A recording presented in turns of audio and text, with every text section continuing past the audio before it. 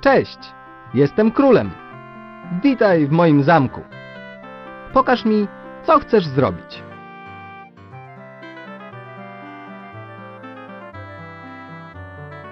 Łubu dubu, niech nam żyje. Cześć, kolego. Chcesz się trochę rozerwać i przyłączyć do mojej szachowej paczki? Dla mnie w porządku. Trzymaj się, myszy, bo ruszamy na zwiedzanie mojego królestwa. Pokażę ci, co jest czym i kto jest kim. Oraz jak wygrywać w szachy. Najlepszą, najwspanialszą i najfajniejszą grę we wszechświecie. Gotowy? Teraz musisz podjąć decyzję. Kliknij na tytule rozdziału, to otworzysz, ten rozdział. Albo kliknij na zielonym przycisku, aby zacząć od pierwszego rozdziału. Witaj we wspaniałym świecie szachów Lego. W kilka minut przedstawię ci podstawy najfajniejszej z gier. Ale przedtem parę spraw, o których powinieneś wiedzieć. Widzisz te ikony? Klikaj na nich za każdym razem, gdy chcesz przejść do przodu lub do tyłu. Pamiętaj też, że każda książka ma rozdziały, w których dzieją się naprawdę fajne rzeczy. Czy chcesz zacząć tę sesję od nowa? Nie ma sprawy. Kliknij tutaj i wracamy. Kliknij tu, aby wrócić do poprzedniej sesji. Klikaj kilka razy, aby cofnąć się jeszcze dalej. To bardzo proste. Kliknij tu, aby zrobić duży krok do przodu. Tak, do przodu, do następnej sesji. Kliknij kilka razy, a ominiesz kolejne sesje. Chcesz powtórki? Dobrze. Kliknij tutaj, a znajdziesz się na początku bieżącego rozdziału. Kolejne kliknięcia pozwolą cofnąć się do poprzednich rozdziałów. Chcesz spróbować następnego rozdziału? Kliknij tutaj. Klikaj dalej, aby przechodzić przez kolejne rozdziały. Jeśli masz już dosyć, to w porządku. Po prostu kliknij tutaj. Wrócisz do spisu treści i będziesz mógł powiedzieć Arrivederci. A teraz nie przestrasz się, przyjacielu, ale musimy się wziąć do roboty. W świecie szachów jest kilka małych problemów, ale rozwiążesz je wszystkie w ramach szkolenia. Nie ma tu nic, z czym król nie dałby sobie rady. Ani ty. Zrób to dla mnie i popracuj nad nimi, a też staniesz się szachowym mistrzem. Możemy zaczynać? Pierwsze zadanie. Jak znaleźć pole na szachownicy? To nieco trudne, gdyż jest ich 64 i wszystkie mają kształt kwadratów. Musisz wskazać pole i kliknąć na nim. Jeśli klikniesz na właściwym kwadracie, usłyszysz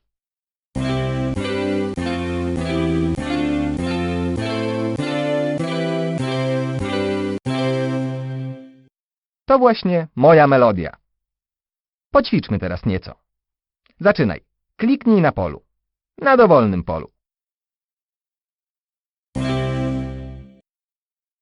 Teraz spróbuj kliknąć na innym kwadracie.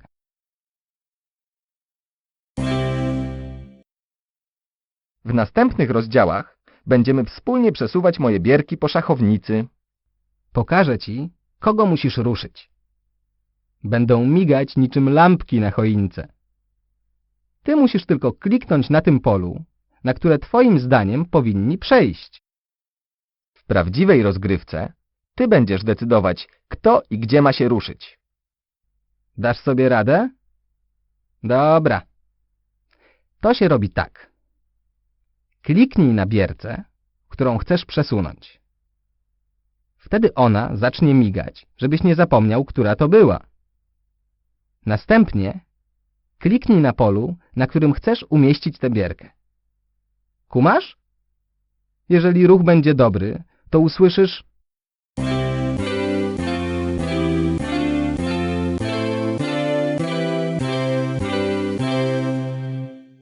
fajna melodyjka, co?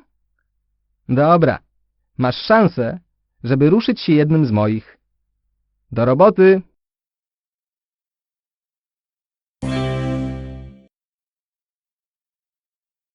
Jeszcze jedna rundka, przyjacielu. Ruszaj się.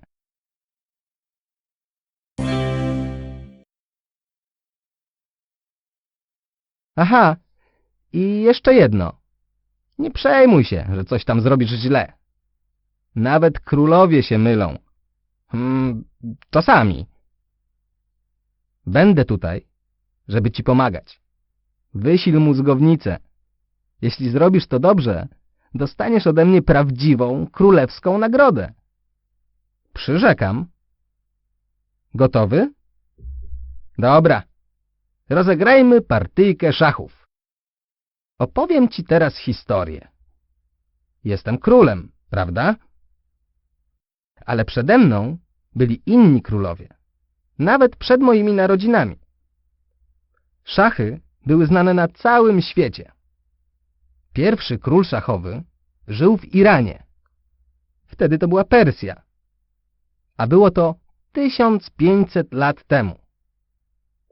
Czy wiesz, że od tamtej pory szachy zawsze były w modzie? Dawno temu szachy były niczym bitwa. Miałeś dwie armie, a każda składała się z żołnierzy różnych specjalności. Ich zadaniem była obrona najważniejszego. Chodzi o króla, gdybyś miał wątpliwości. Dlatego, że gdy król zostaje pojmany przez przeciwnika, gra jest skończona. Finito. A więc ci żołnierze gotowi byli poświęcić swe życie. Jest tak, jak mówiłem. My, królowie, jesteśmy najważniejsi. Dziś też toczy się tam bitwa. A my mamy problem. Bandę po drugiej stronie. Ubierają się na czarno. Próbują zawładnąć mym królestwem i przejąć moje interesy, bo mają króla, który uważa, że jest największy. Ha! Na szachownicy jest miejsce tylko dla jednego króla, a jestem nim ja. Podczas gry w szachy twoim zadaniem jest złapanie tego niegodziwca, króla przeciwników. Zrób to, a wygramy. Tak jest. Zaraz damy pokaz.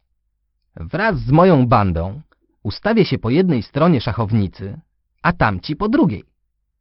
Będziemy walczyć na szachownicy 8 pól na 8, to znaczy na 64 białych i czarnych polach. Moi zwiadowcy nazywają się pionkami.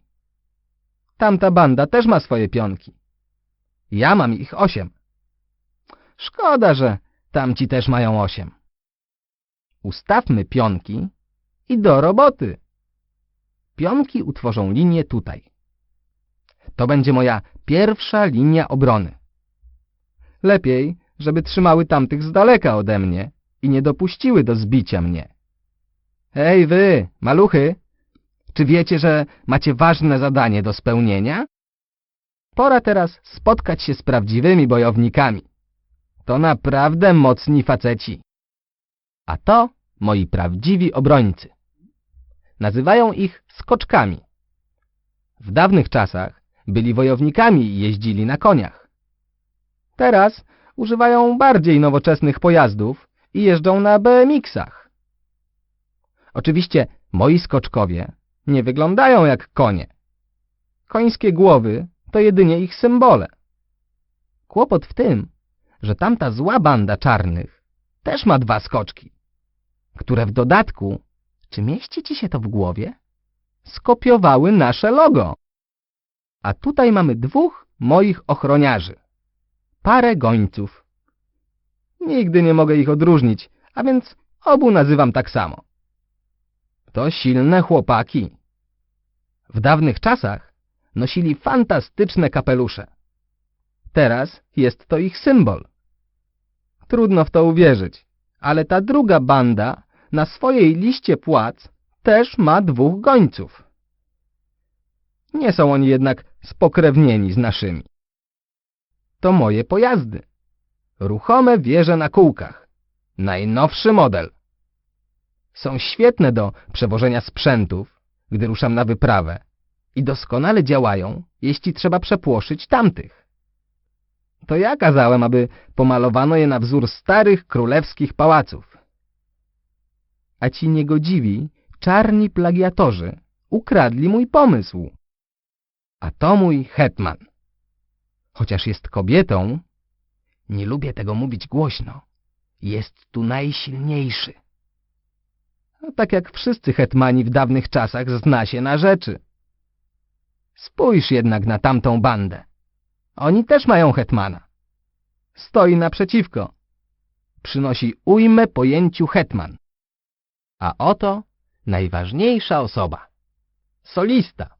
Najważniejsza persona. Zgadłeś chyba, że chodzi o mnie.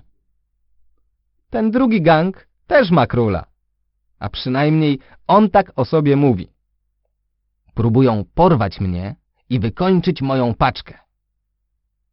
O rany, przecież my też próbujemy go złapać. A więc wszystko jest w porządku. W miłości, na wojnie i w szachach wszystko jest dozwolone. A teraz do dzieła. Pokażemy tej drugiej bandzie. Wszyscy gotowi? Dalej masz chęć ruszyć do akcji? Dobrze. Musisz tylko wiedzieć, co się teraz zdarzy. To proste.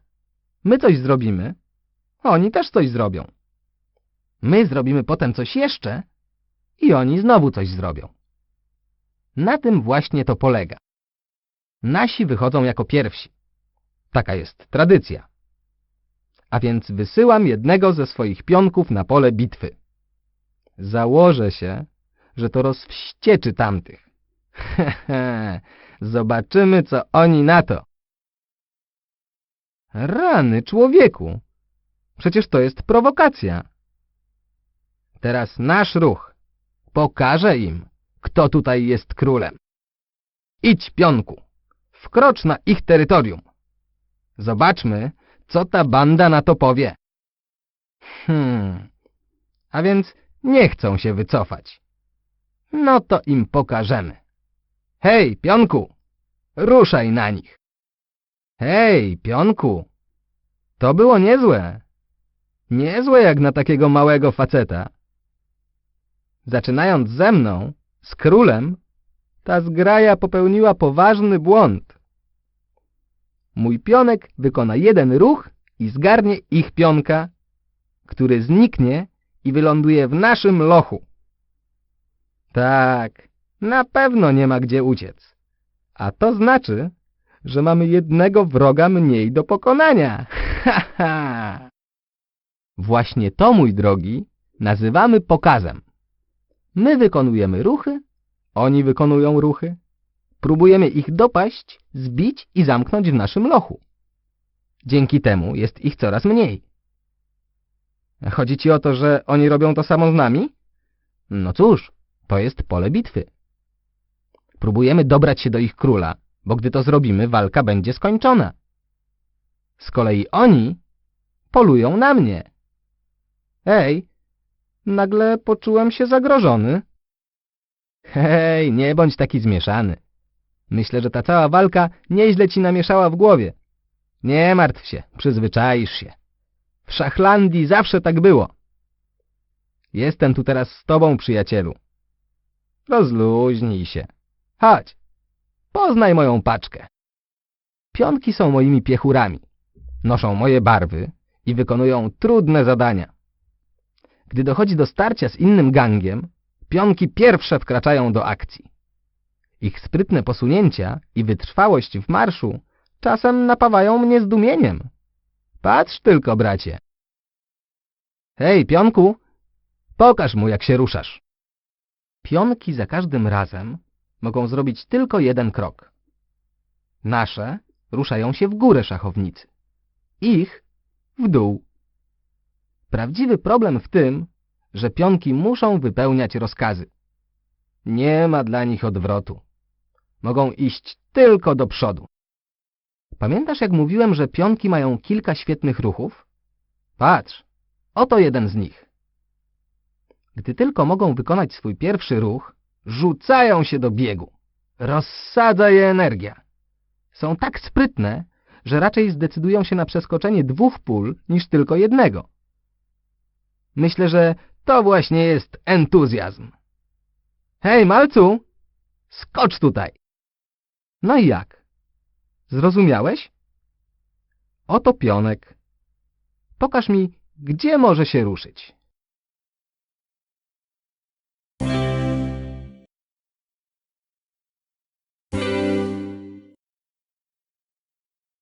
To było świetne. A co z tym pionkiem?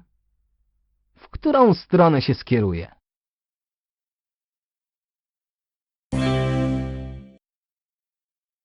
Pewnie nieraz zastanawiałeś się, jak pionki porywają złych facetów. To dość trudne pytanie.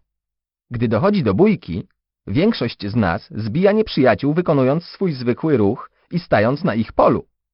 Ale nie pionki. Są przebiegłe. Skradają się z ukosa. Spójrz na to. Jak widzisz, niektóre pionki po tamtej stronie też są sprytne. Jeśli twoje pionki spróbują się do nich zbliżyć, to Nigdzie się nie dostaną. Powiem ci o pewnej sztuczce. Pionki biją po przekątnej. Nasze i ich. To coś w rodzaju podstępu. I naprawdę działa. O czym to ja mówiłem?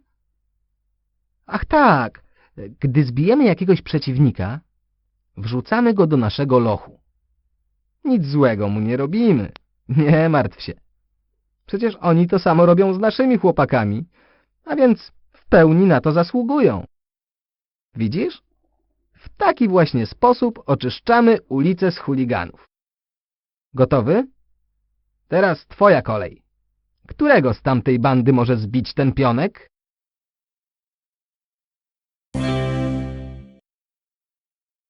Bajecznie. A którego z tych drabów ma teraz zbić ten pionek?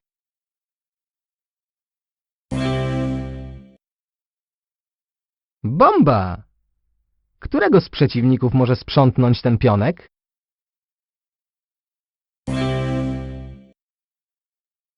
Człowieku, to było naprawdę dobre. A więc wiesz już, jak ruszają się pionki oraz jak biją tamtą bandę? Uważam, że zasłużyłeś na wspaniałą nagrodę. Sprawdźmy, jak ci idzie. Zdumiewające. Żadnych błędów. Wręczam ci jeden z moich super przebojów. Prawdziwy platynowy krążek. Dobra, czas na pokaz. Pionki z tamtej bandy szukają kłopotów. Musimy je zatrzymać. Czynię cię odpowiedzialnym za nasze pionki. Nie martw się, wszystko będzie dobrze. Za pierwszym razem zrobimy to razem. Słuchaj teraz dobrze. Oto plan.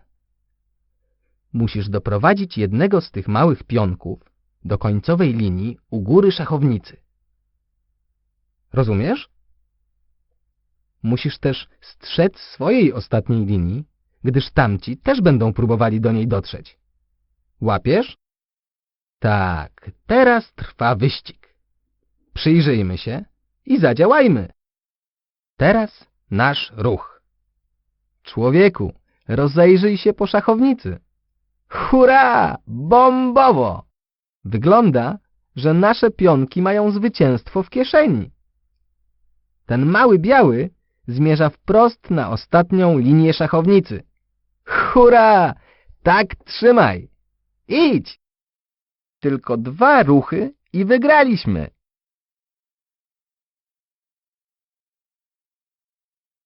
Wiesz, miałem taki dziwny sen. Śniło mi się, że tamta banda przejęła inicjatywę i wszystko potoczyło się inaczej. Spróbujmy to sobie wyobrazić. Tym razem czarne pionki mają pierwszy ruch. Au! Spójrz! Ten czarny zbił białego pionka. To nie sen, to koszmar. O nie! Jeszcze nie jestem pokonany. Mam innego pionka. Pędź, mały! Teraz jest ruch tamtej zgrai. Haha, za późno, frajerzy. Nic nie powstrzyma mojego białego pionka. Możecie robić, co chcecie, a mój pionek i tak dojdzie do końca i wygra. Juhu, juhu, jabadu! Trzymaj się! Czyżbym śnił na jawie? Dobra, czeka nas następny wypad. Zobaczmy, co za kłopoty nam teraz szykują. Gdy skończysz się rozglądać, kliknij tutaj, aby spróbować jakiejś akcji.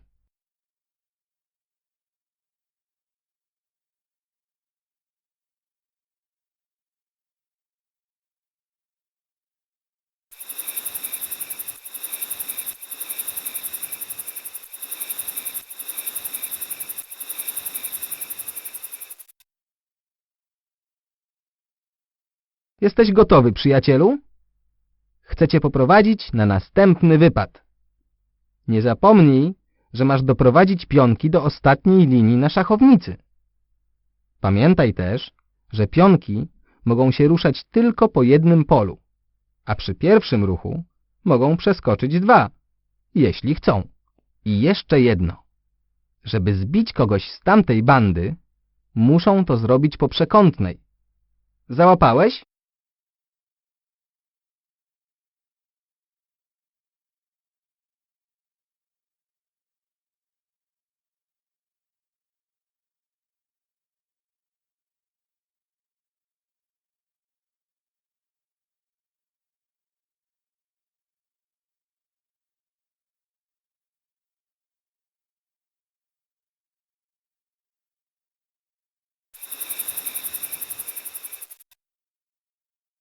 To było super. Stary, to była świetna gra. Więc chcesz grać dalej? Kliknij tutaj. A jeśli interesują cię nowe wiadomości, kliknij tutaj.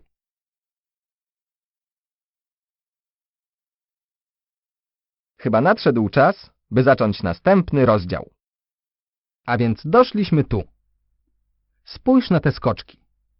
W dawnych czasach skoczki były bojownikami pędzącymi na koniach. Teraz mają tylko głowy konia. To twoje dziedzictwo. Z mego skoczka jest prawdziwy bystrzak. Spójrz na to. Czy to nie wspaniale? Ma BMX-a i może skakać w kształcie litery L. 2 pola w górę, w dół, w prawą lub w lewą stronę, a potem jedno w bok. To dopiero cyklista. Dobra, przyjacielu, oto następne zadanie. Mam dla ciebie pewien problem do przemyślenia. Czy mógłbyś pokazać mi wszystkie pola, na które mój skoczek może przejść z tego miejsca?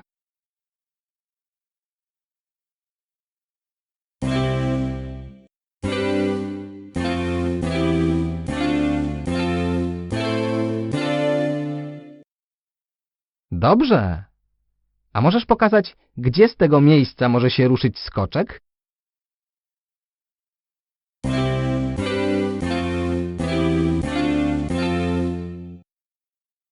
Człowieku, czuję, jak mi puls przyspiesza.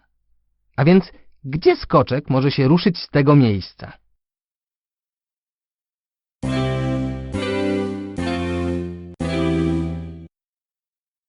Dobra. Mamy tutaj niezły pasztet. Wygląda, że ten skoczek został zepchnięty w róg szachownicy. Gdzie może się stąd ruszyć?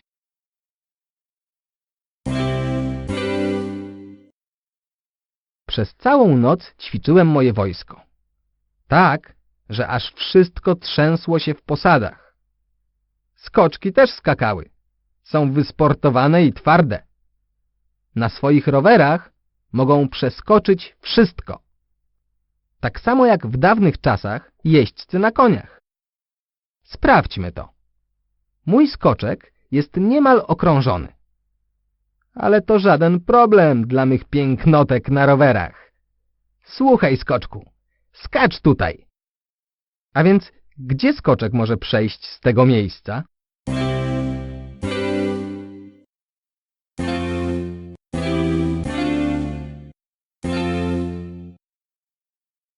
Stary, dobry jesteś. A z tego miejsca, gdzie skoczek może przejść?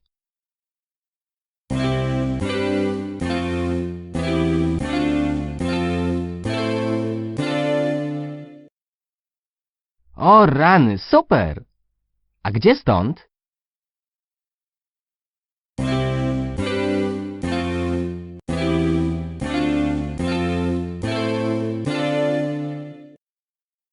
Teraz powiem Ci kilka podstawowych rzeczy o tym, jak bije skoczek. Dla niego to pestka. Po prostu skacze na to samo pole, na którym stoi przeciwnik. Łatwe i proste. A potem buch! Zbija go. Popatrz tylko. A teraz spójrz na to. Którego z tamtej bandy może dopaść mój skoczek?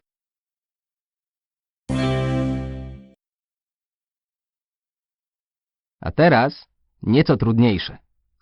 Którego z tamtej szajki może tutaj zbić skoczek? Hej, uważaj! Jest ich kilku.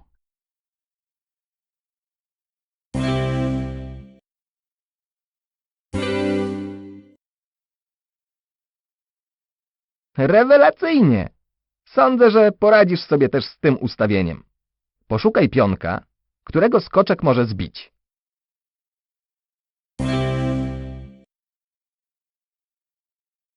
Rozumiesz już? Te skoczki są moimi najstarszymi druchami. Są ze mną, od kiedy utworzyłem tę paczkę. Nikt tak nie skacze na rowerach jak oni. Sądzę, że zasłużyłeś na kolejną nagrodę. Spójrzmy, jak sobie radziłeś. Byłeś niesamowity.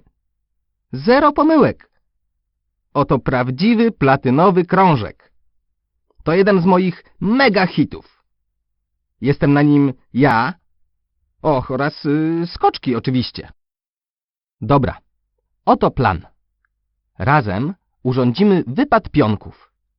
Tym razem zabieramy też skoczki. A więc do dzieła. Dobra, cel jest ten sam. Chcemy doprowadzić jednego z tych małych pionków na ostatnią linię szachownicy. Jednak tym razem poślę im do ochrony skoczki na rowerach. Słyszałem jednak, że tamta banda też włączyła do akcji skoczki. Pamiętaj, że one też potrafią robić te wszystkie numery na rowerach. Strzeż się! Jak zwykle, my robimy pierwszy ruch. A ponieważ skoczki mogą przeskakiwać nad tymi małymi pionkami, mogą wyjść jako pierwsze. Zobacz, pokażę Ci. Ruszmy się skoczkiem. Teraz sprawdźmy, jak skoczki radzą sobie w akcji. Hej, przyjacielu! Wygląda, że tamta banda też wysyła swoje skoczki. Zobaczmy, co się będzie działo. Może być ciężko. A więc, co oni zamierzają? Idą do przodu pionkami. O nie, to może być tragiczne. Grożą mojemu skoczkowi. Musisz go ostrzec lub ten czarny pionek zbije go przy następnym ruchu. Och, nie. A więc, gdzie może pójść mój skoczek? Jeśli mój skoczek stanie tutaj, zostanie zbity przez czarnego skoczka. A więc tu nie da rady, człowieku. Spróbujmy tutaj. Och nie, on na pewno zbije tego małego pionka. Ale ten skoczek w czarnym zbije potem jego. O nie, nie mogę tego znieść. Chcę wracać do łóżka. To katastrofa, człowieku. Jeśli mój skoczek stanie tutaj, zostanie zbity przez tego pionka. Och, nie. Zaczekaj. Mój hetman udzielił mi rady, jak rozwiązać tę sytuację. Co to było? Ach tak, już wiem. Dzięki. Jesteś naprawdę dobrym hetmanem. A ja wciąż jestem wspaniałym królem. To był naprawdę dobry ruch. Skoczek jest teraz bezpieczny i może dołączyć do walki później. Dobra, mamy to z głowy. Obejrzyjmy teraz resztę. Kliknij tutaj, gdy będziesz gotowy do ruchu.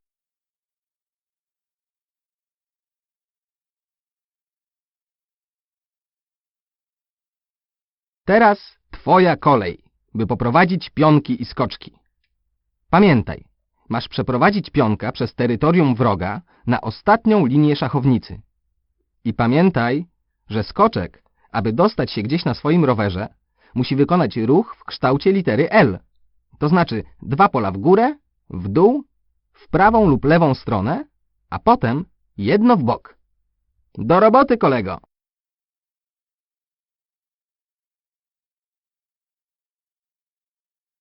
To było super! Stary, to była świetna gra! Chcesz zagrać jeszcze raz? Kliknij tutaj, żeby zagrać, albo tutaj, żeby nauczyć się czegoś nowego. Dobra, stary. Teraz zdradzę ci jeszcze kilka innych sekretów Szachlandii. Pora na spotkanie z gońcem. Dawno temu goniec był posłańcem. Te gońce są moją strażą przyboczną. Ich zadaniem jest ochrona mojej osoby. Nie pomyśl tylko, że jestem za słaby, by sam o siebie zadbać. Zabawny kapelusz gońca jest jego symbolem. A więc, jak ruszają się gońce? Tak, są naprawdę szybcy i sprawni. Gońce lubią przesuwać się po skosie. To bardzo sprytny i skuteczny sposób poruszania się, który pozwoli zaskoczyć przeciwników. Tak, przesuwają się po skosie w dowolnym kierunku o dowolną liczbę pól. To w sumie wiele pól. Nie wierzysz? A więc spróbuj je policzyć. O rany, to 13 różnych pól. Pozwól, że teraz goniec wykona jedno ze swych wspaniałych posunięć. Hej, gońcu! Pokaż im, co potrafisz. Teraz twoja kolej, kolego. Na które pole goniec może się ruszyć z tego miejsca?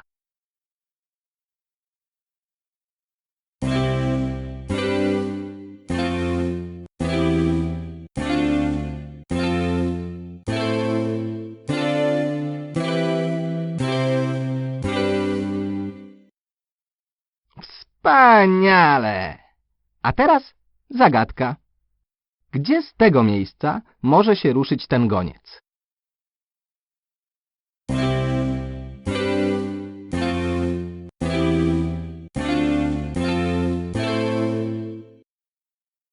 W przeciwieństwie do skoczków, gońce nie jeżdżą na rowerach, a więc w żaden sposób nie mogą nad niczym przeskoczyć. Widzisz, o co mi chodzi? Ten goniec ma mały problem. Goniec może się ruszyć na jedno z tych pól. Pamiętaj, że goniec nie jest dobry w skokach. Jest zbyt ciężki, a więc to nie przejdzie. Goniec w żaden sposób nie może też przeskoczyć nad tym pionkiem. Dobra, wygląda na to, że goniec nie może się ruszyć w zbyt wiele miejsc. Gdzie twoim zdaniem może się ruszyć z tego pola?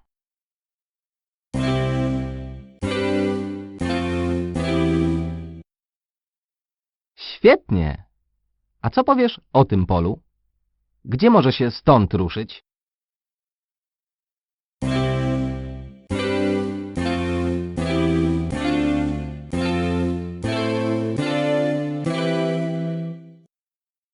Dobra, to rozsądne.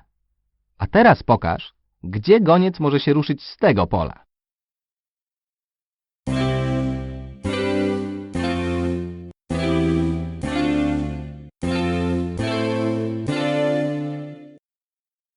Jeśli chodzi o urządzenie obławy na tamten gang, to goniec nie ma z tym żadnych problemów. Może przejść na ich pola i ich zbić. Hej, gońcu, pokaż, co potrafisz. Teraz twoja kolej, przyjacielu. Pokaż gońcowi, kogo ma zaatakować.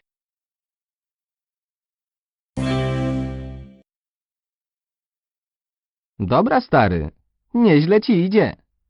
Ale tutaj sprawy się nieco komplikują. Czy widzisz, którego z tamtej zgrai nasz goniec może zbić?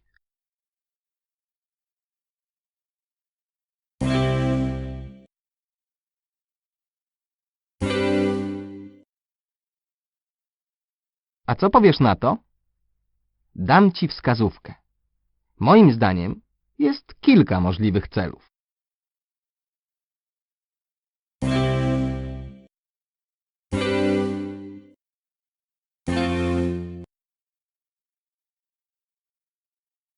Dobra, wiesz już wszystko. Moim zdaniem zasłużyłeś sobie na wyjątkową nagrodę. Zobaczmy, jak sobie radziłeś. O rany! Istny szok! Ani jednego błędu. Zasłużyłeś na platynowy krążek z mojej wyjątkowej kolekcji. Pora na następny wyścig do końcowej linii. Lecz tym razem pójdą z nami gońce. Przyda nam się ktoś z niezłymi muskułami. Słyszałem, że tamta banda też wysłała swoich gońców. Sprawdźmy to na szachownicy. Zasady są takie same. Tym razem też musimy doprowadzić pionka na ostatnią linię szachownicy. Różnica polega na tym, że teraz oba gońce będą nas ochraniać. A więc do roboty. Tak jak zwykle, nasi wychodzą pierwsi. A więc gdzie może się ruszyć ten goniec? To było nieco podchwytliwe. On nie może tam przejść, gdyż zgniecie jednego z moich pionków. Gońce nie mogą skakać nad pionkami. Są na to zbyt duże i ciężkie. Wygląda, że gońce są zablokowane. Rozkażę, aby jeden z pionków ruszył i ich odblokował. Hej, mały pionku, idziemy na spacerek. Gońcu, teraz twoja kolej. Gdy goniec zacznie swój marsz, nic go nie powstrzyma. Zobacz, gdzie się może dostać. Dobra, a teraz urządzimy pokaz. Do roboty.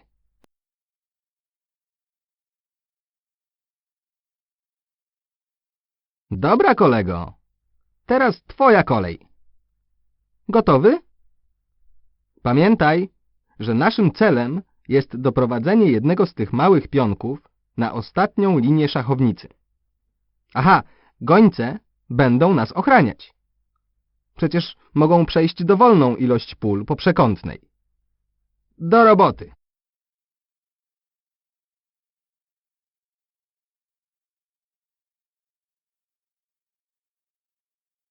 O rany! To była partia! Wygrałeś! A może jeszcze jedną partyjkę? No, stary, zagraj! Kliknij tutaj, aby zagrać jeszcze raz. Albo kliknij tutaj, aby kontynuować szkolenie. Co sądzisz o ruchomych wieżach? Moją opinię poznasz w następnym rozdziale. Zaczynajmy. Wieże są moimi pojazdami i jestem z nich dumny. Czyż ta wieża nie jest piękna? Wygląda jak zamek, prawda? Tak, niektórzy nawet takie nazywają. No, trochę sobie poplotkowaliśmy o szachach.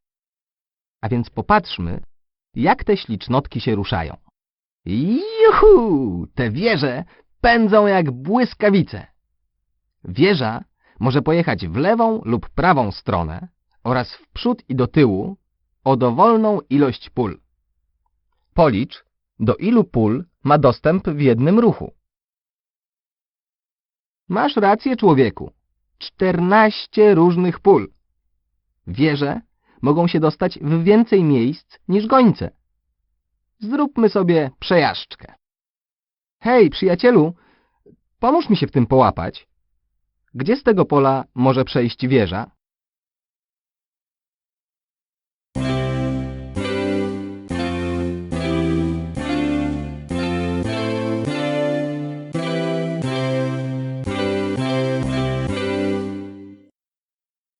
To było dobre, bracie. A gdzie może się wieża ruszyć z tego pola?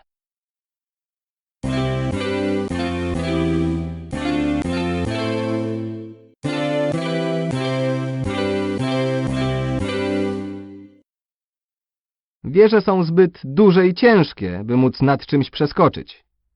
One po prostu podjeżdżają do przeszkód i je taranują. Nie chciałbym, aby coś takiego przydarzyło się mojej wieży. Czasem jednak grzęzną w korkach drogowych. W tej chwili wieża może przejechać na dowolne z tych pól, gdyż droga jest wolna. Wieża nie może przejechać tą drogą. Są na niej ludzie. Uważaj! Skoczek! Wieża nie może tędy przejść. Na jej drodze stoi pionek. Uważaj, mały! Dobra, stary. Oto mapa. Gdzie mogę się stąd ruszyć?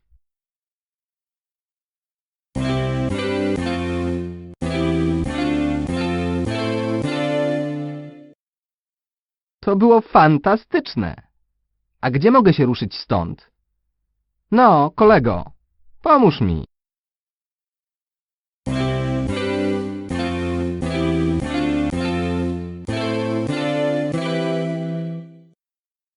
Masz już obraz sytuacji?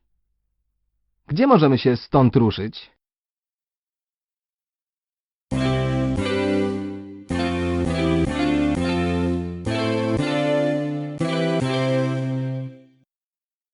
Możemy urządzić obławę na tamtą bandę. Wystarczy wprowadzić wieżę na ich pola. Patrz, jak moja wieża wkracza do akcji. Naprzód! Którego z tamtej bandy mogę tu zbić? Dam ci wskazówkę, przyjacielu. Do wyboru jest kilka celów.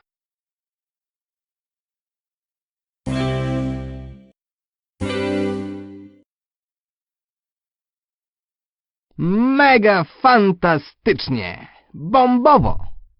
A co teraz? Którego z tych facetów w czerni może sprzątnąć wieża? Tak jak powiedziałem. Jest kilka celów do wyboru.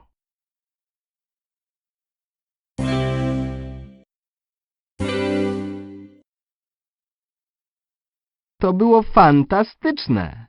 A co powiesz na to, stary? Znowu możemy wybierać, kogo zbić. Kogo wieża powinna sprzątnąć?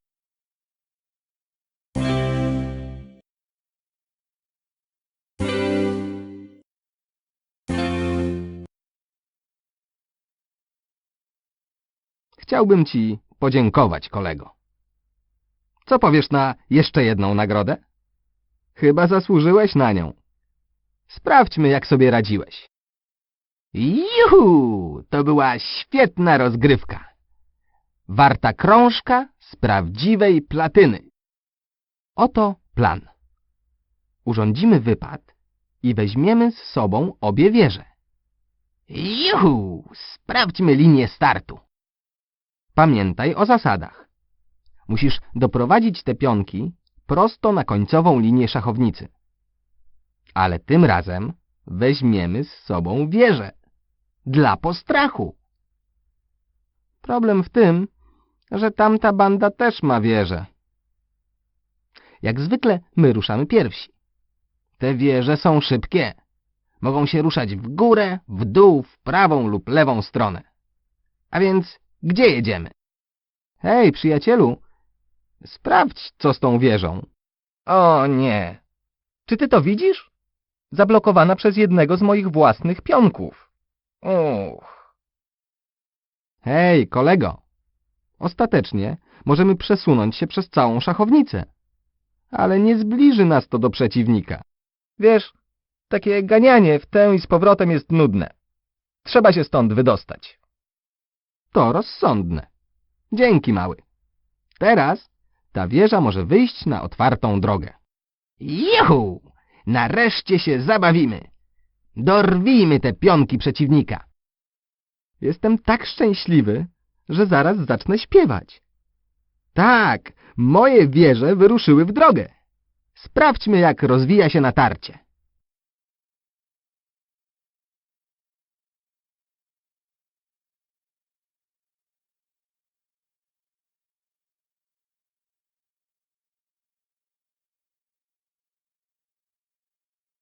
Teraz ty prowadzisz. Niech wieże grzeją silniki i w drogę.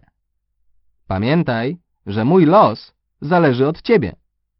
Chcę, żeby te wieże wróciły bez jednej rysy.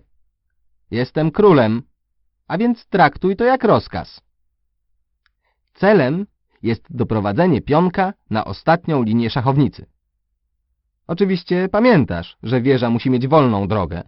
W górę, w dół, w lewą lub prawą stronę. Dobra, kolego. Do zobaczenia później.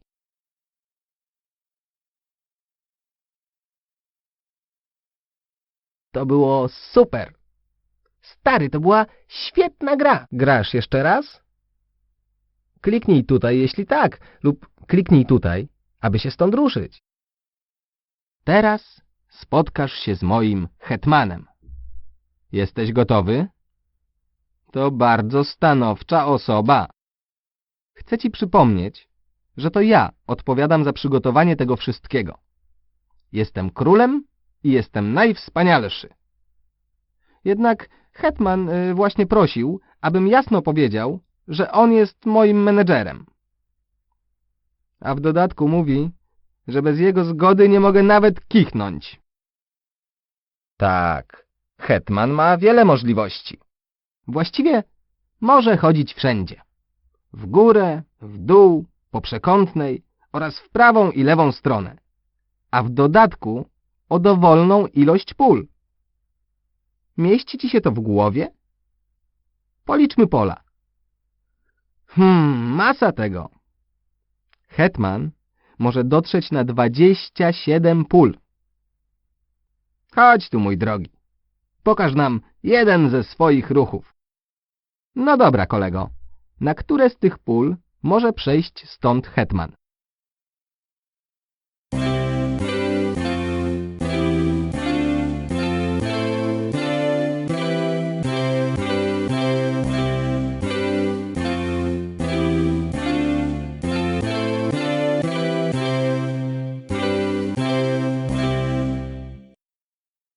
Tak, dobrze. Dziękuję ci, mój drogi. Gdzie możemy się ruszyć z tego pola?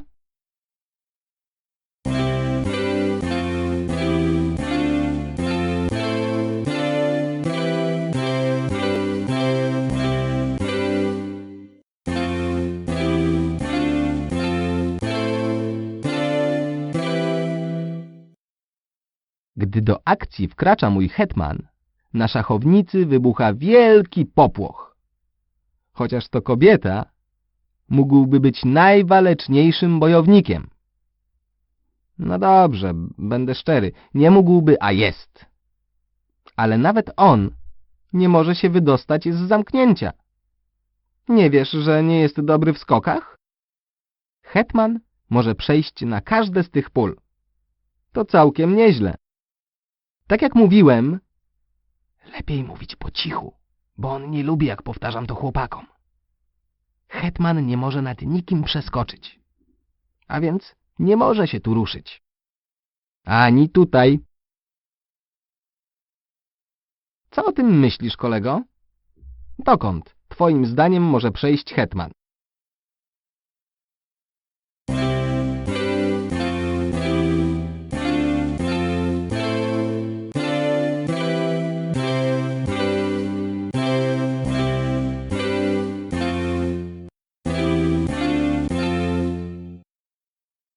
O rany, to było w dechę.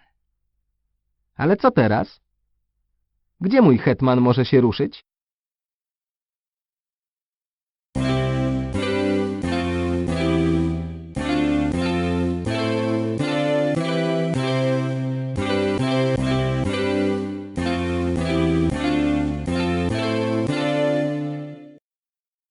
To było rozsądne. Ale jest z nami jeszcze kilku naszych chłopaków. A więc dokąd teraz może przejść hetman?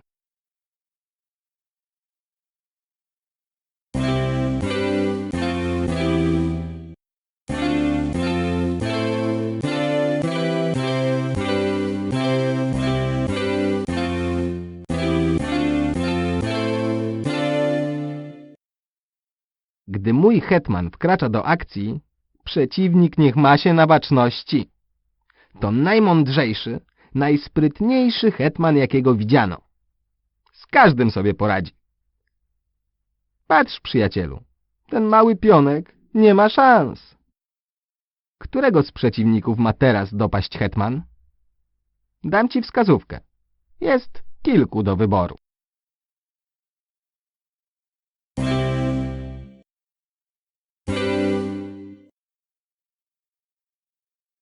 To było świetne, kolego.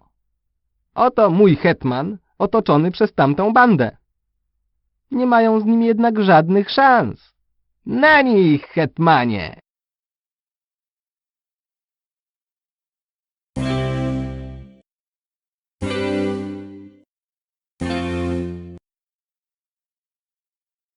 Hetman w opresji. Z którym z przeciwników powinien się teraz rozprawić? W zasięgu jest kilku. Po prostu nie mogę na nich patrzeć.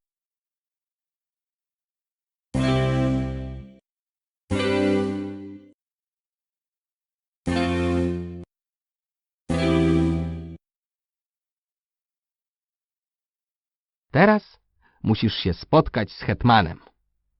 Sądzę, że cię lubi. To zasługuje na nagrodę. Muszę się nad tym zastanowić. Juhu! Zrobiłeś to super klasa! Wygrałeś jeden z moich najlepszych platynowych krążków. Teraz posłuchaj, kolego, i to uważnie. Jesteśmy w natarciu i tym razem jest z nami hetman. Tamta banda na pewno się przestraszy. Sądzę jednak, że oni też wyślą swojego hetmana. A on też jest duży, mocny i silny. Przyjrzyjmy się temu. Myślę, że już wiesz, o co chodzi. Musimy doprowadzić pionka na ich koniec szachownicy. Tak, pokażemy tej bandzie, kto tu rządzi. Tym razem hetman też z nami gra. Zacznijmy akcję od początku. Jazda! Wiesz, że hetman może przesuwać się o dowolną liczbę pól w dowolnym kierunku. Pamiętasz coś z tego? A więc dobrze. Gdzie może się ruszyć? To mi wygląda na prawdziwie królewską katastrofę. Hetman jest zablokowany przez te pionki i nie może iść do przodu. Przecież nie może skakać. Pamiętasz? Nie ma dostępu do większej części szachownicy. Pewnie mu się to nie spodoba. Spójrz, mój biedny hetman gania w tę i z powrotem. Może się wściec od tego. Nie mogę tego znieść. To tak, jakbyśmy wpakowali wieżę w korek na drodze. Tak, muszę coś zrobić. Inaczej moje życie będzie warte tyle, co... No co? Tak, wiem, że muszę ruszyć któregoś pionka. Dzięki temu zwolni się nieco miejsca. Ruszaj się, mały. Tak. Dobrze, zobaczmy, co się teraz stanie. Super! Teraz, hetmanie, do roboty! Sukces! Pionki z drugiej bandy nie mają teraz żadnych szans. Zobacz, do ilu pól hetman ma teraz dostęp. A teraz, bracie, będzie bitwa dwóch hetmanów. Uważaj! Hej, skarbie! Strzeż się ich hetmana. Moim zdaniem wygląda na wściekłego.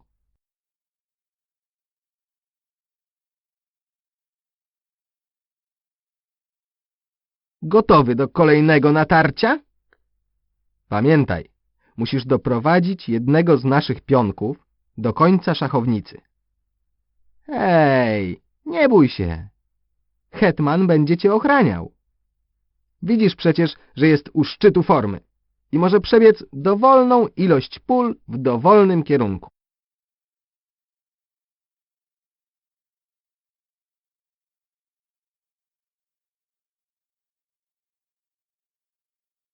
Hurra! Zwycięstwo! Tamci nawet nie wiedzą, co ich tak łupnęło. A może jeszcze jedną partyjkę? No, stary, zagraj. Kliknij tutaj, aby zagrać jeszcze raz. Albo kliknij tutaj, aby kontynuować szkolenie. Oto moment, na który czekałeś. Czas, bym pokazał ci, na co mnie stać. Jestem królem. I to najlepszym królem wszechczasów. Oto nadszedł moment, na który czekałeś. Pora, bym zaczął ci pomagać. Ja, król, dowódca gangu, największa gwiazda szachów. Jestem tak mocny, że poradzę sobie z tamtą zgrają jednym palcem. A gdy przyskrzynię tego ich niby króla, wygramy. Ale na razie... to oni próbują mnie dorwać. To niezbyt miłe. Umiem śpiewać, umiem tańczyć. Pokażę ci kilka królewskich ruchów. No dobra, zgadza się. Tylko jedno pole na ruch. Ale co z tego? W końcu jestem królem i muszę poruszać się dostojnie. Mogę iść w każdym kierunku. Pokażę ci. Oto plan. Ty decydujesz, gdzie mogę stąd przejść.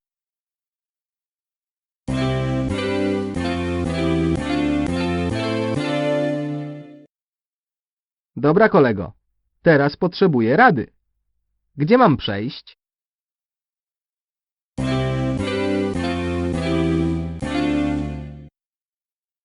Miałem małą sprzeczkę z hetmanem na temat tego, co mówiłem o swojej sile i innych takich rzeczach. No wiesz, chcę powiedzieć, że to tylko takie sobie gadanie. Nie mogę przejść na pole, na którym ktoś z przeciwników mógłby mnie zbić przy następnym ruchu. Nie chodzi o to, że się boję. Muszę jakoś wybrnąć z tych kłopotów. Posłuchaj mnie. Tam jest jeden z gońców tamtej szajki. Wygląda, jakby szukał zaczepki. Muszę działać sprytnie. Sądzę, że goniec wroga zechce przejść tu. A więc zamierzam ruszyć się na jedno z tych pól, żeby nie mogli mnie dostać. Sprytne, co? To właśnie, bracie, jest taktyka. Każdy król musi to umieć. Lepiej się nie zapuszczaj na te pola. Chodzi o to, że są niebezpieczne. Nie ma mowy, abym tam poszedł. Widzisz te czarne wieże? Wyglądają groźnie. Chyba czyhają na mnie. No, przyjacielu, gdzie mogę uciec?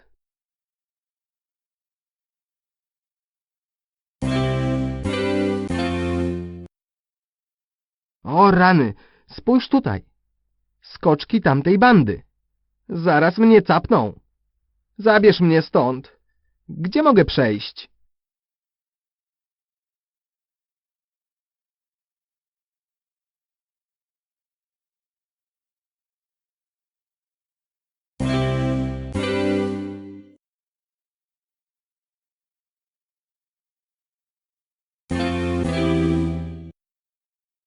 Kolego, to mi wygląda ryzykownie. Chyba mógłbym się zająć tym małym pionkiem, ale za nim jest goniec, który wcale nie wygląda przyjaźnie. Gdzie mogę przejść?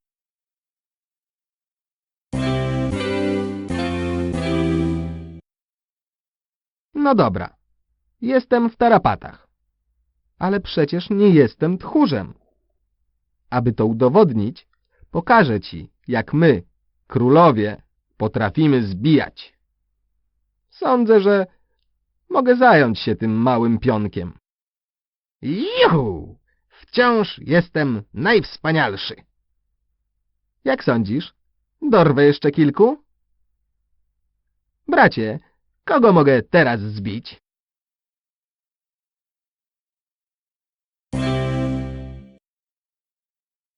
Słuchaj, sprawy się nieco komplikują. Przydałaby się jakaś rada. Kogo mogę zbić? Dobrze się zastanów. Nie pozwól, żeby mnie dostali.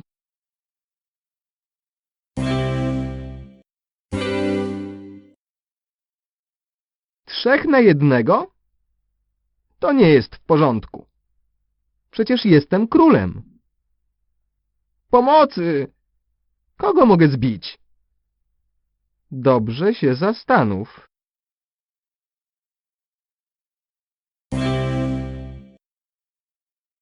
Przyjacielu, jestem bezpieczny. Co prawda, jestem w szoku, ale szczęśliwy. I to dzięki tobie. Sądzę, że zasłużyłeś na nagrodę. Daj mi dojść do siebie. Bombowo! Osiągnąłeś wspaniałą formę. Zasługujesz na najwyższą nagrodę. Oto jeden z moich najwspanialszych platynowych krążków. Jak się wali, to się wali. Słyszałem, że król tej drugiej bandy jest w mieście. Wreszcie będę mógł pokazać swoje zdolności przywódcze. ruszam do natarcia z mymi pionkami. To będzie ekscytujące i mam nadzieję, że bezpieczne. Oto plan. Tak jak poprzednio, chcemy, żeby jeden z naszych pionków dobiegł do końca szachownicy. Jednak tym razem sam włączę się do akcji. Przynajmniej dopóki ktoś mi nie przyłoży. Patrz, bracie, bieg się rozpoczął. Jestem na środku. To nieco ryzykowne, a więc gdzie mogę się ruszyć, przyjacielu? Och, nie mogę w to uwierzyć. Mogę się ruszyć tylko na 5 pól. Nie mogę stanąć na żadnym z tamtych 3, są zagrożone.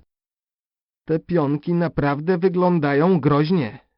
Jeśli tam stanę, dopadną mnie i... Nie chcę nawet o tym myśleć. Poczekaj. Muszę się pozbierać. Nie jestem przecież 24-karatowym tchórzem. Patrz, pokażę ci, że jestem królem. Potrafię być dzielny. Czasem... Tak, to chyba będzie tak. Zaraz tu przedefiluję i pokażę tym pionkom, kto tu jest królem. Patrz, co robię. Juhu! To było naprawdę dobre. Nadal jestem królem. Jestem najpotężniejszym królem, a więc usłyszysz, jak śpiewam.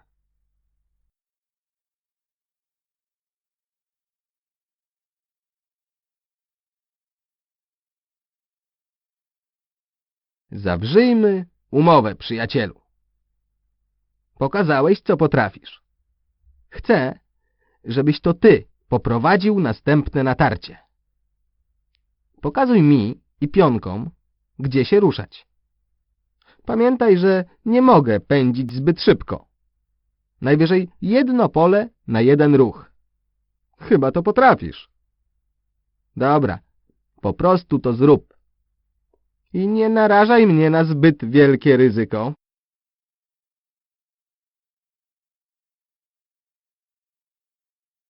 To było super. Stary, to była świetna gra. Na co masz teraz chęć? Kliknij tutaj, aby zacząć nową partię. Lub tutaj, aby przejść dalej. Dalej będzie trochę więcej komplikacji. Świat szachów jest pełen zwariowanych sekretów. A ty właśnie poznałeś 1 lub 2. Juhu! Jak się masz, człowieku? Co słychać? Jak do tej pory nieźle daliśmy popalić tej bandzie. Znasz przecież te zagrywki. Wysyłasz pionki na mały wypad, wkraczasz na ich część szachownicy i tak dalej. Ale w Szachlandii nigdy nie jest spokojnie. Czas na pokaz. Wielki show. Wchodzisz w to? No, tym razem dopadniemy tamtego podłego króla. A jak już go dorwiemy, wszystko będzie w porządeczku. Wygramy tę partię i wreszcie moja paczka będzie mogła bezpiecznie grać na ulicach. Pamiętaj tylko, że oni też chcą mnie dopaść, co mnie nieco martwi. Chodzi mi o to, że nie mogę się ruszać zbyt szybko. Poćwiczmy nieco, zanim zaczniemy działać. Sądzę, że jesteś gwiazdą, ale musisz nieco doszlifować swoje umiejętności. Po to jestem na tej szachownicy, aby ci pomagać. Nie mogę jednak posuwać się za daleko. No i nie mogę też narażać się na ryzyko. Nie chodzi o to, że się boję. Nie mogę jednak stanąć na polu, na którym jakiś czarny mógłby stanąć w następnym ruchu. Pokażę ci kilka najstraszniejszych koszmarów, które mnie dręczą. Tak, stary. Teraz ty mi trochę pomożesz. Pokaż mi, gdzie mogę się ruszyć. Przyjrzyj się możliwym ruchom tego gońca.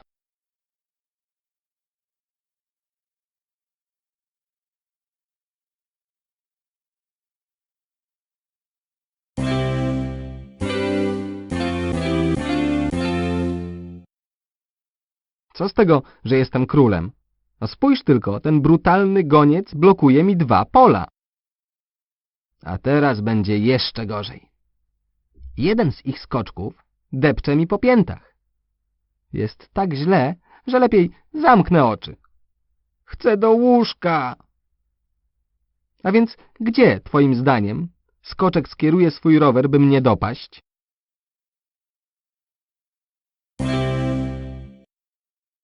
O nie, do tego dojdzie, jeśli Skoczek zamierza mnie zbić.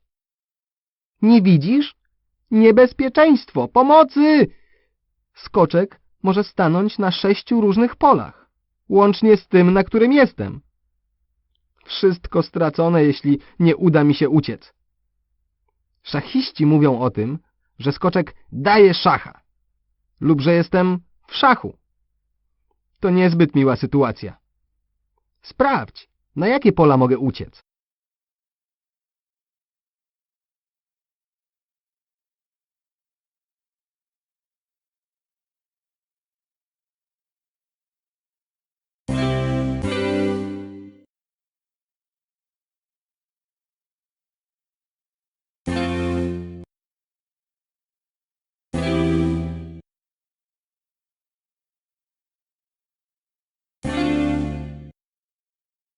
To jest pole minowe.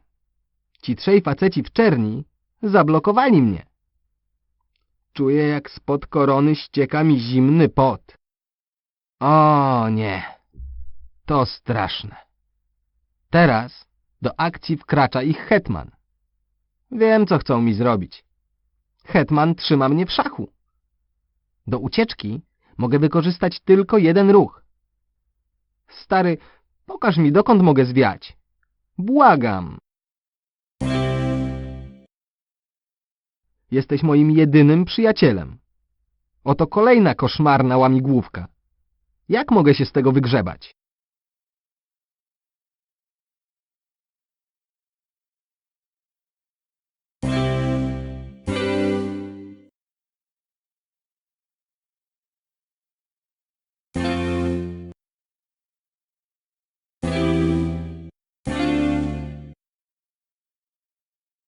Powiem ci teraz, co musisz wiedzieć o wyciąganiu mnie z kłopotów. Słuchaj uważnie. Jeśli to zrozumiesz, zostaniesz mistrzem szachowym. Tak, a w dodatku nie pozwolisz, by przeciwnik mnie dopadł. Przede wszystkim mogę uciec na inne pole. Myślę, że to rozsądne. Po prostu strategiczny odwrót. Rozumiesz, tak naprawdę to wcale nie uciekam. A teraz jeden z moich dzielnych skoczków przybywa mi na pomoc. Może zbić wieżę tamtej bandy. W porządku. Zawsze chciałem mieć jeszcze jedną wieżę. A tę możemy przemalować na biało. A oto jeden z moich gońców. Może przeciąć drogę tej czarnej wieży. Jeśli się do nich za bardzo zbliży, goniec capnie ją za koła. Uważaj, lepiej strzeż się tych czarnych skoczków. Wszędzie mogą wskoczyć. Na myśl o tym dostaję dreszczy. Oto poufna informacja. Mogę uciec od szacha, przenosząc się na bezpieczniejsze pole. Mogę też wysłać jednego z moich chłopaków, żeby usadził tego czarnego, który mi przeszkadza lub też zablokował jego atak. Jest ciężko, ale to przecież szachy. Dobra, przyjacielu. Oto kolejna koszmarna zagadka. Potrafisz wskazać, jak mam się z tego wygrzebać? Tak. Zwróć uwagę, że mam 4 drogi ucieczki. Ale sam nie umiem się zdecydować.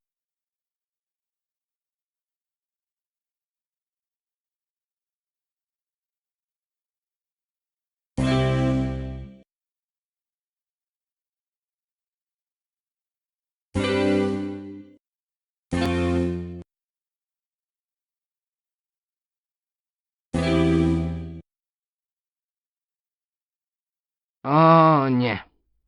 Nie zniosę tego. To się ciągnie i ciągnie. A oto kolejna zagwozdka do rozgryzienia. Jak mogę uniknąć szacha? Zwróć uwagę, że mogę z tego wybrnąć na 4 sposoby. Lepiej myśl szybko.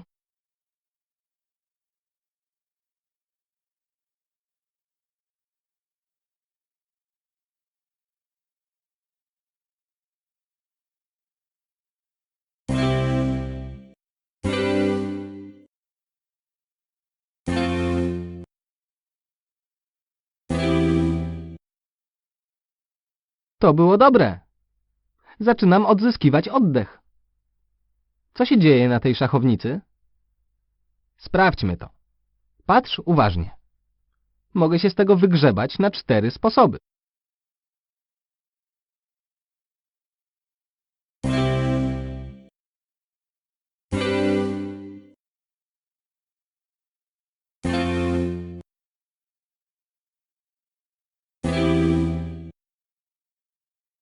No, koniec z tymi koszmarami. Teraz się nieco zabawimy. Dowiesz się, jak dawać szacha temu ich tyczkowatemu, dwulicowemu królowi. Oto mój hetman. Jak twoim zdaniem może dać mu szacha?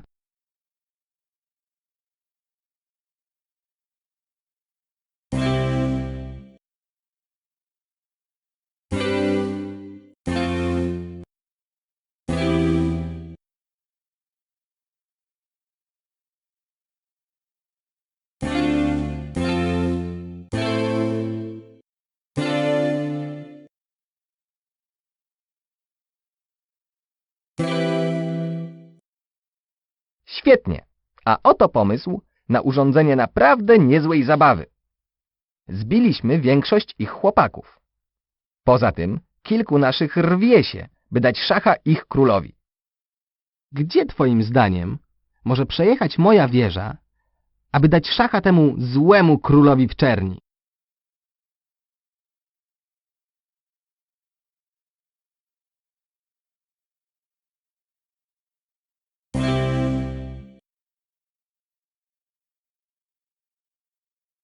Hej, stary, to szachowe niebo. Gdzie może stanąć mój wierny skoczek, aby rozprawić się z ich królem?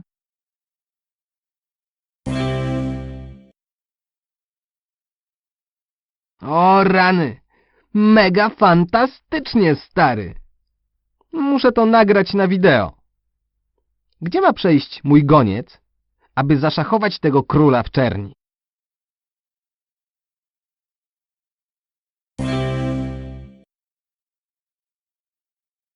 Dobrze. Pamiętaj, że nawet mój mały pionek może dać szacha temu przebrzydłemu królowi. Pokaż mojemu pionkowi, dokąd ma się ruszyć, przyjacielu.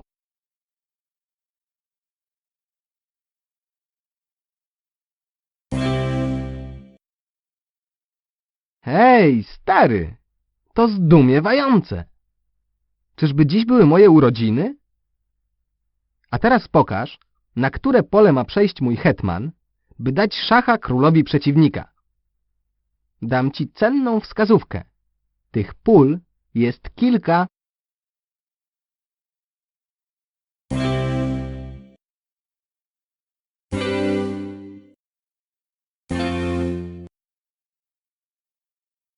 Juhu! Jabada! Pamiętasz, co mówiłem o moim hetmanie? Czyż nie jest wspaniały?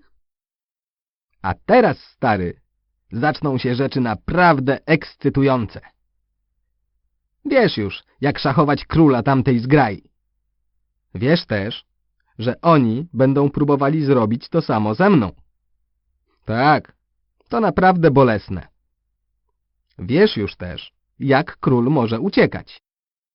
Dobra, aby wygrać potyczkę z tamtą bandą, musisz zapędzić tego fałszywego uzurpatora w taką pułapkę, aby nie miał z niej wyjścia. Szachiści mówią na to mat. To jest prawdziwe wydarzenie. Wygląda, że mogę wygrać tę partię. Teraz nasz ruch. Tak, wyślemy jedną z naszych wspaniałych wież, aby dała mata temu ich nędznemu substytutowi króla. A teraz spójrz na to, stary. Ich król jest w prawdziwych tarapatach. Mam pytanie za 64 000 złotych. Czy to jest szach, czy też mat? Dobrze, na pewno może uciec. Nie ma się jednak gdzie schować, ponieważ jest zablokowany przez swoje własne pionki. A więc gdzie może się ruszyć? Ach, mógłbym na to patrzeć przez wieki. Tak, Pomyśl tylko. Jeśli tu stanie, moja najdroższa wieża natychmiast go dopadnie. Pokochałeś już ten wspaniały pojazd? A co, jeśli spróbuję innego ruchu? Tak, spójrz na to, przyjacielu. Tak jak już mówiłem, może uciec, ale nie może się ukryć. Jeśli przejdzie tutaj, moja wieża nadal może się do niego dostać. A to oznacza, że nie ma wyjścia. A więc nasza paczka dała mu mata i wygraliśmy. Uczcijmy to szklaneczką coli. A teraz zagadka. Rozejrzyj się po szachownicy. Jak mogę dać ich królowi mata? Pomyśl dobrze. Los tej partii jest w twoich rękach, przyjacielu.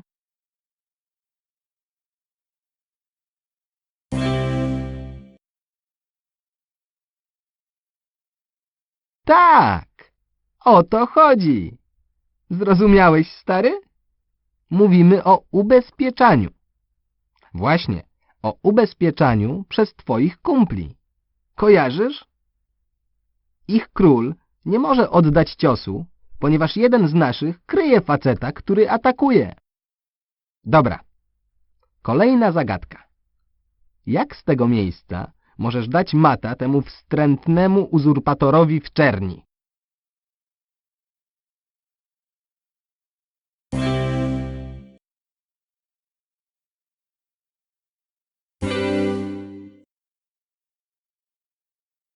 To było tak dobre, że aż straciłem dech.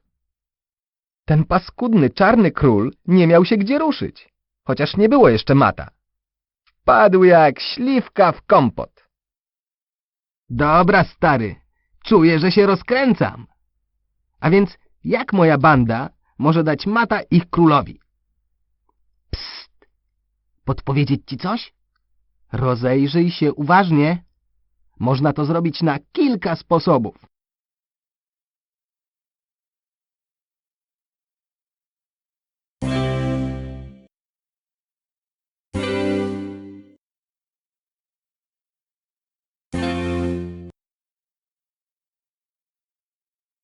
Ten czarny król jest podstępnym jaszczurem. Spójrz no tylko. Chodzi o to, że niewielu chłopców zostało na ulicach.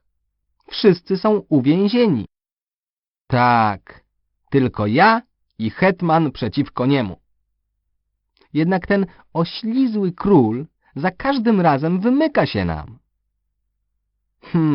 W ten sposób mnie nie zbijesz. Sądzę, że jedyny sposób, aby go złapać, to zagonić go do brzegu szachownicy. Obserwuj teraz następne ruchy.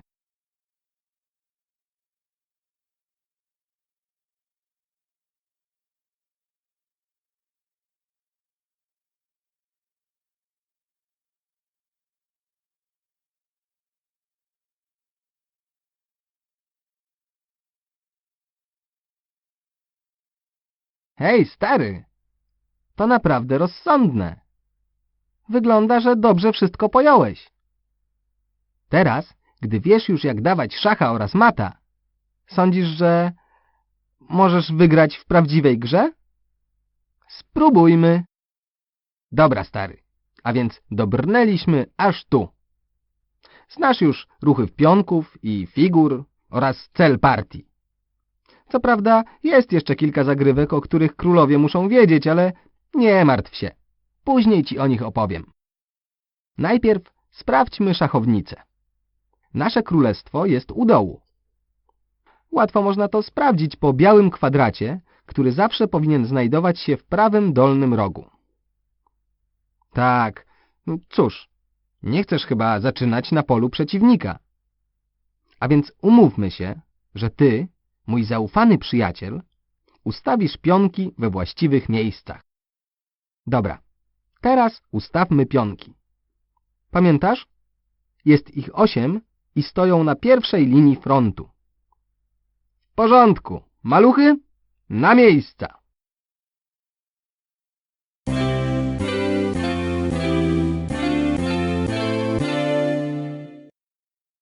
Teraz wzmocnijmy się o wieże. Ustaw je w ich pozycjach wyjściowych. Chyba już ci nie przeszkadza ich wygląd.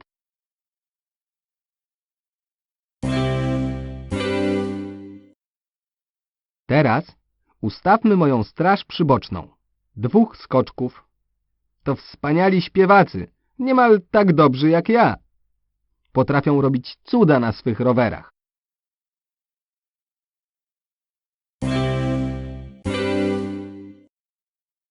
Teraz zajmijmy się gońcami.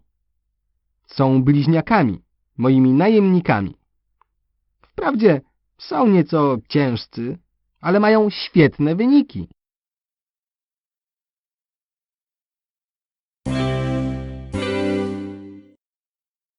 A oto mój hetman. Wskaż mu drogę, stary.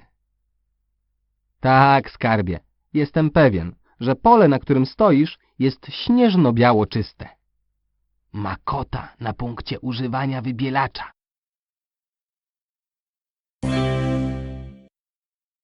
A na koniec doznasz niebywałego zaszczytu.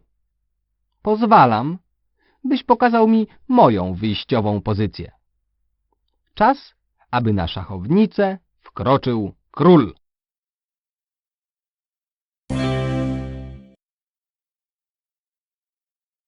No i jak, przyjacielu? Gramy? Szachownica jest przygotowana, a moja paczka czeka.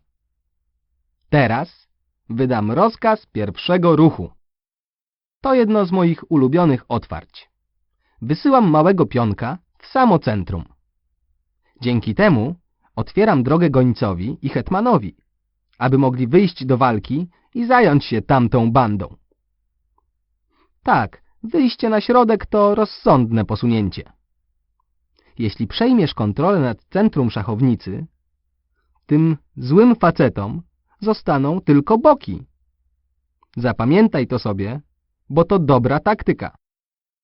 Spójrz na to, stary. Ten zły facet w czerni kopiuje mój pierwszy ruch. Choć raz mogliby się wysilić na coś oryginalnego.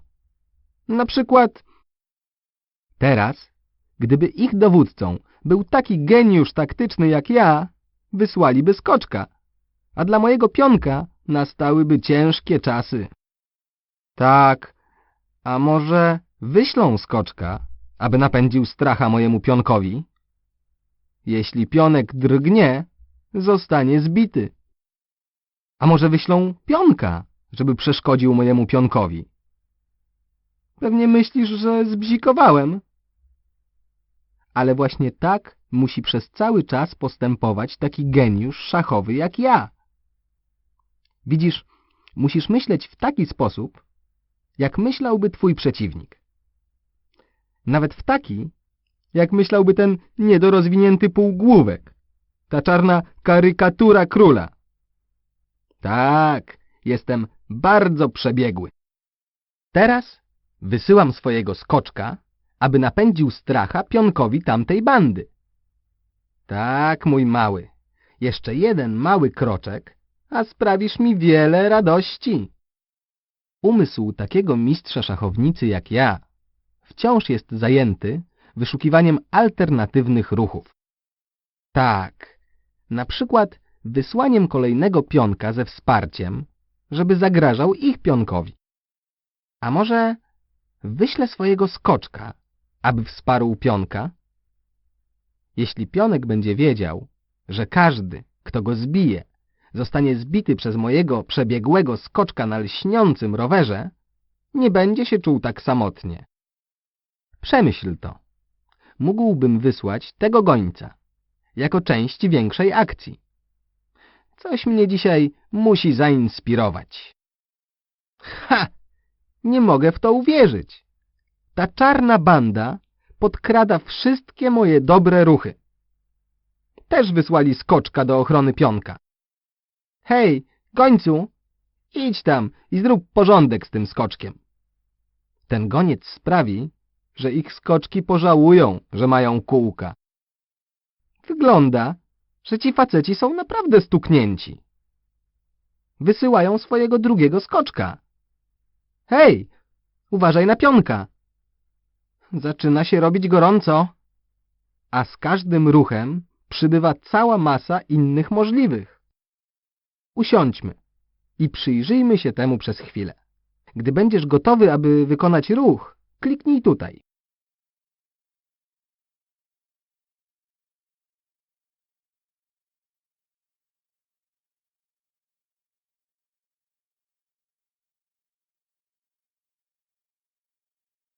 No i co?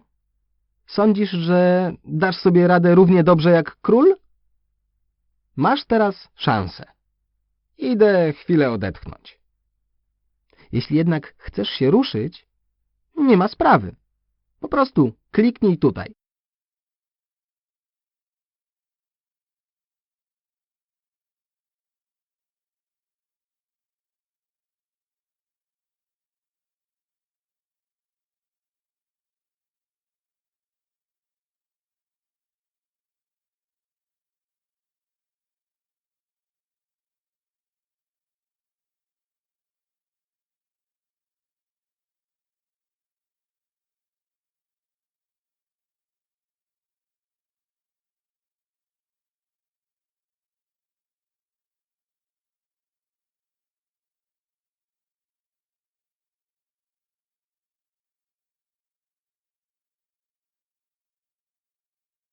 Grałeś jak król.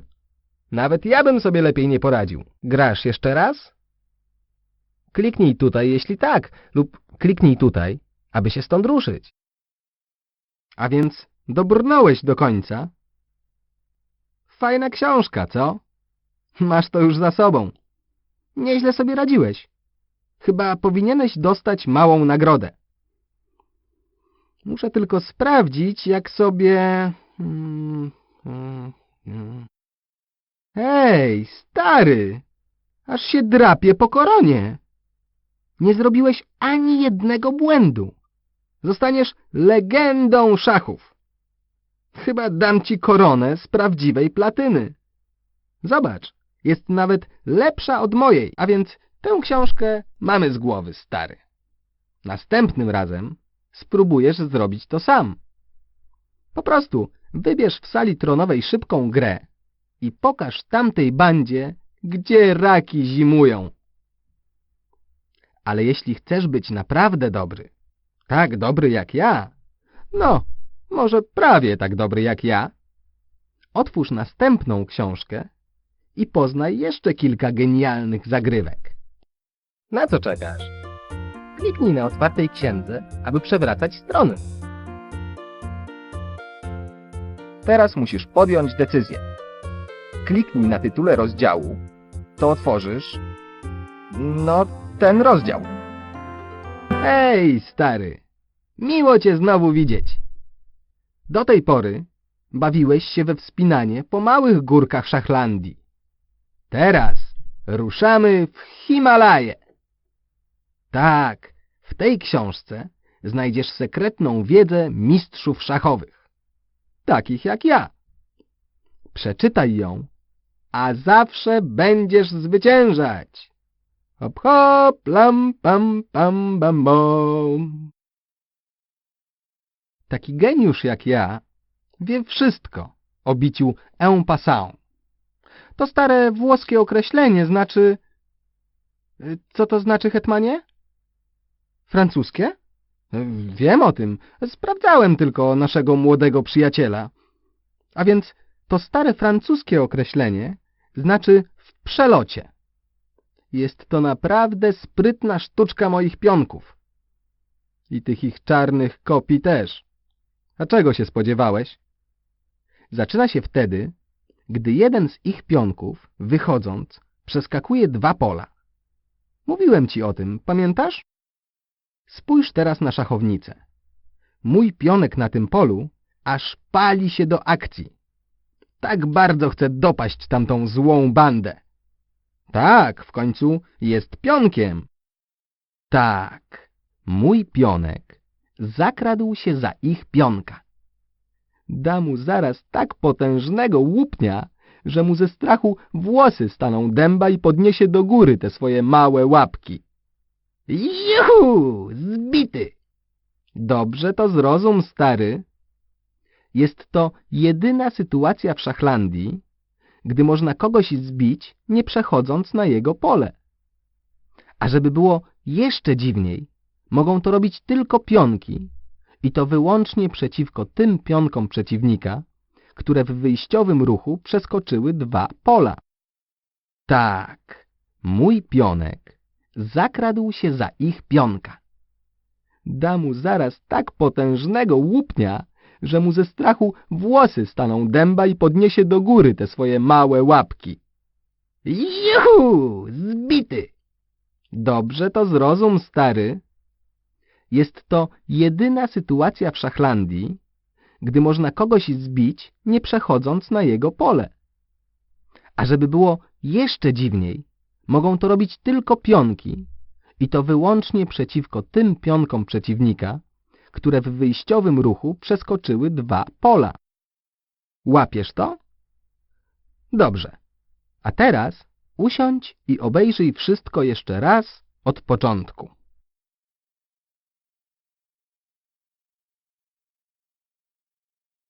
Dobra, kolego. Pewnie palisz się, żeby samodzielnie spróbować bicia w przelocie?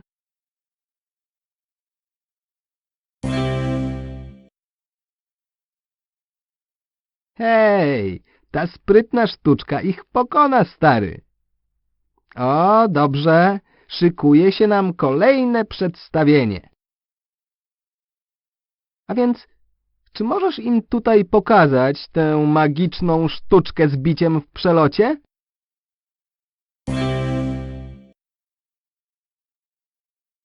O, a tam mamy jeszcze jednego. A co z nim, stary?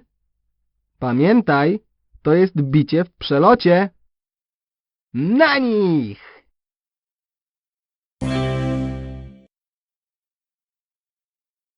A więc doszliśmy już tu.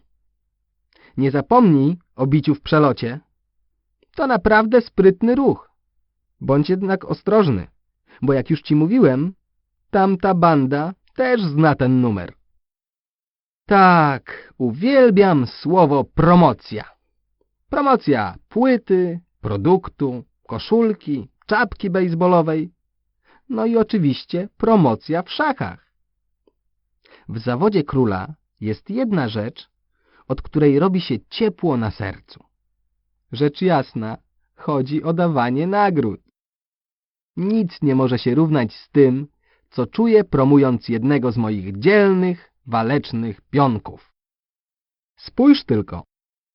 Hej, stary, teraz nasz ruch.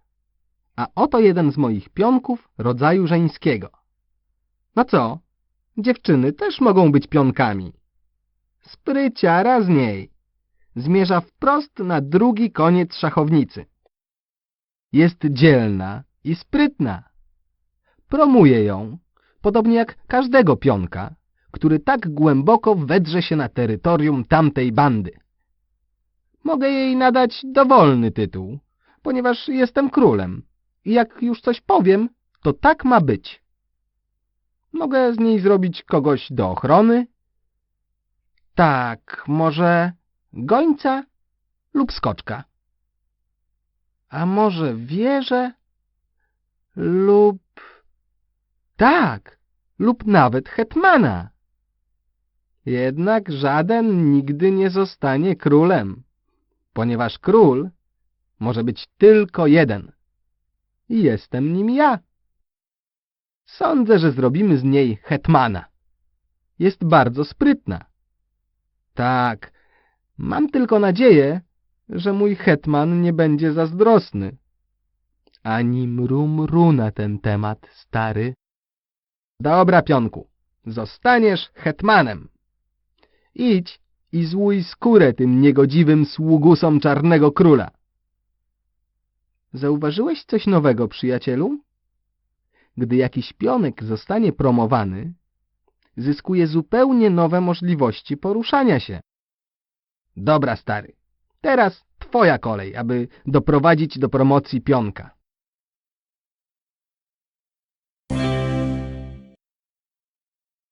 Każdy pionek, który utoruje sobie drogę na drugi koniec szachownicy, zasługuje na promocję.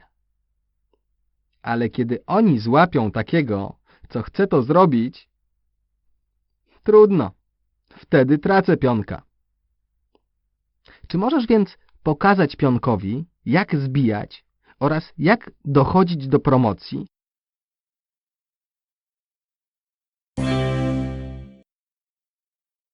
Mógłbyś pomóc jednemu z tych pionków zostać bohaterem lub bohaterką i uzyskać zasłużoną promocję?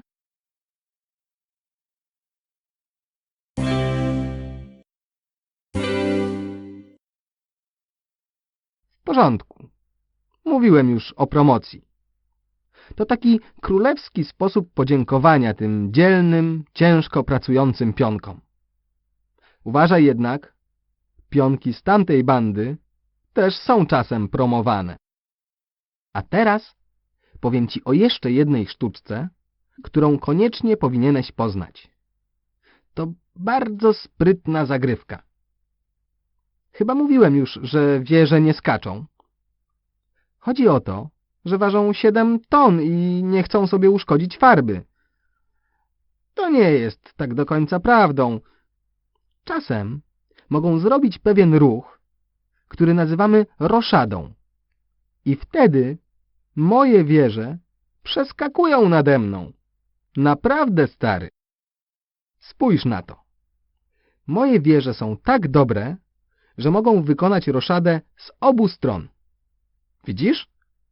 Jedną nazywamy krótką roszadą, tę, podczas której skacze wieża stojąca po mojej stronie szachownicy, czyli bliżej mnie. To na wszelki wypadek, gdybyś nie wiedział, o co chodzi. A teraz pokażę Ci, jak to się robi. Po pierwsze, zbliżam się o 2 pola do wieży. Widzisz? Teraz muszę stanąć na właściwym polu, na tym obok wieży. Wtedy wieża odwraca się i przeskakuje nade mną. O rany! I to wszystko w jednym ruchu. Tak, stary, wiem. Mówiłem, że tylko jedno pole przy jednym ruchu. Jednak, aby znaleźć się obok wieży, król musi przejść 2 pola. A największą zaletą tego kaskaderskiego posunięcia jest to, że jestem bezpieczny. To tylko wygląda niebezpiecznie, żebym mógł pokazać, jakim to dzielnym królem jestem. Potem wieże chronią mnie, a w dodatku mogą działać na tym tak szczególnie ważnym obszarze szachownicy. Tak, roszada jest naprawdę sprytnym posunięciem. Problem w tym, że tamta banda też ją stosuje. Ale uważaj, robienie roszady nie zawsze jest możliwe. Po pierwsze, roszadę robię tylko przy moim pierwszym ruchu. Dla wieży to też musi być pierwszy ruch. Nie chcę, aby była wyczerpana, gdy przyjdzie do skakania nade mną. To groziłoby królozmiażdżeniem. W porządku, można się śmiać. Mam królewskie poczucie humoru. Tak, przede wszystkim bezpieczeństwo. Zawsze sprawdzam pola, z którymi związany jest ten ruch. Jeśli są pod ostrzałem kogoś z tamtej bandy, odwołuję całą operację. Spójrz tylko, a dowiesz się, co mam na myśli. Ten goniec wygląda solidnie i może się skierować na jedno z pól, przez które będę przechodzić. Hej, czy ktoś mógłby zająć się tym gońcem? Stanie tam nie wyjdzie mi na zdrowie, gdy on jest tam, gdzie teraz. Kolejna sytuacja, w której nie robię roszady, ma miejsce, gdy jestem w szachu. Gdy zapędzą mnie w kozi róg, nie mam czasu na kaskaderskie popisy. W końcu jestem królem, a nie księciem błaznów. Gdy zamieniam się z wieżą, stojącą z mojej drugiej strony, roszadę nazywamy długą, gdyż wieża ma więcej pól do pokonania. Reszta pozostaje bez zmian. Zaczyna się ode mnie. Przechodzę o 2 pola. Tak, jestem zdolny. A potem wieża śmiga Miga nade mną! No tylko spójrz, jaka jest zwinna. Tak samo jak przy krótkiej roszadzie, nie korzystam z długiej roszady, gdy nie jest to nasz pierwszy ruch lub gdy pola, na których przeprowadzamy cały ten popis, są zagrożone ze strony przeciwnika. Dobra, przyjacielu, składam swoje życie w twoje ręce. Zobaczymy, jak sobie radzisz z krótką roszadą.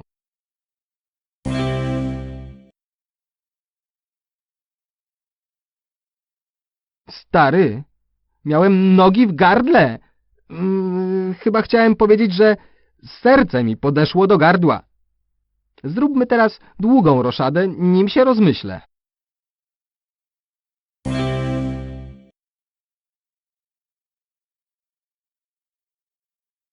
Widzisz?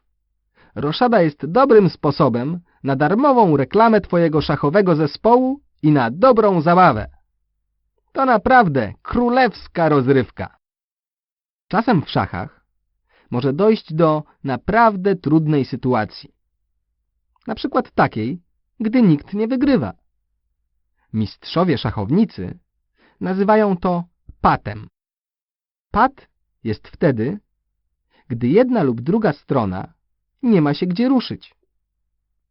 To nieco kłopotliwe, ale zarówno my, jak i ci drudzy nazywamy to sytuacją bez wyjścia, czyli remisem. Spójrzmy na to ustawienie. Teraz jest nasz ruch. Mój hetman może szybko zakończyć tę sytuację. Tak, o to chodzi. Mój hetman daje szacha ich królowi. To było świetne.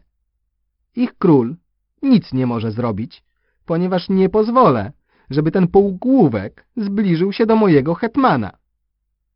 Gdzie by się nie ruszył, hetman trzyma go w szachu. Tak, to mat. Koniec z nim. Haha, łatwo poszło. Ale załóżmy, że teraz jest kolej na ruch ich króla. Jak widzisz, nie jest to dla niego dobra nowina. Chociaż w tej chwili nie jest zaszachowany. Nie ma się gdzie ruszyć, bo znajdzie się pod szachem. Ten słabeusz stoi na tym polu i boi się drgnąć. To właśnie jest pat. Tak, ten słabeusz jest uwięziony na tym polu. Nie ma się gdzie ruszyć.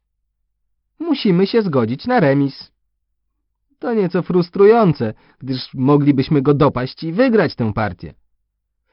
Czasem chce mi się płakać. Zwłaszcza gdy ten okropny, tyczkowaty król w czerni doprowadza do sytuacji, w której nie ma dokąd uciec i ratuje się remisem.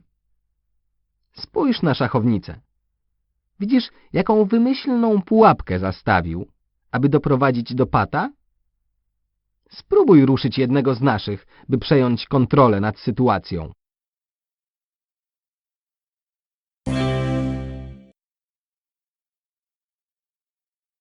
Tak, właśnie o to chodzi.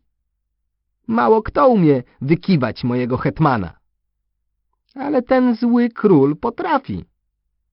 Hetman poszedł zbić ich wieżę, ale wieża była przynętą, która miała doprowadzić do pata. Gdy przyszła kolej czarnego króla, aby się ruszyć, zaczął płakać: pat! Rzeczywiście, gdziekolwiek by się ruszył, byłby w szachu. A więc mamy pata. Ten facet jest największym tchórzem w okolicy. Nie to co ja.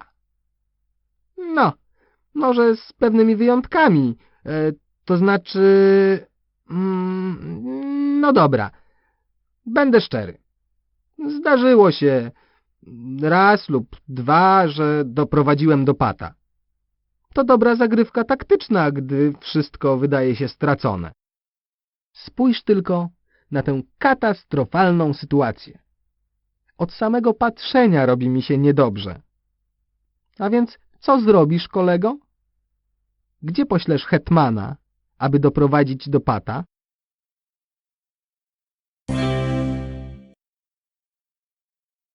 Właśnie tak. o to chodziło. Mój hetman zaszachował go wspaniale. On nie miał wyjścia. Musiał go zbić. Wiem, że dla hetmana to było ciężkie przeżycie, ale w tej sytuacji to było bić albo nie być dla Czarnego Króla. W konsekwencji ja nie mogłem się ruszyć, bo wszędzie byłby szach, a więc padł. Tak właśnie planowałem. Mojemu hetmanowi niezbyt podobał się ten pomysł, bo wylądował w lochu, ale dzięki temu nie dałem się złapać. Powtórzenia to dobry, tani sposób na nadanie piosence rytmu, ale w szachach mogą doprowadzić do zastoju, a nawet do pata. Czasem partia może stać się monotonna. Na przykład, jeżeli w ciągu 50 ruchów pionek nie poruszy się, jest pat. Wtedy gra się kończy.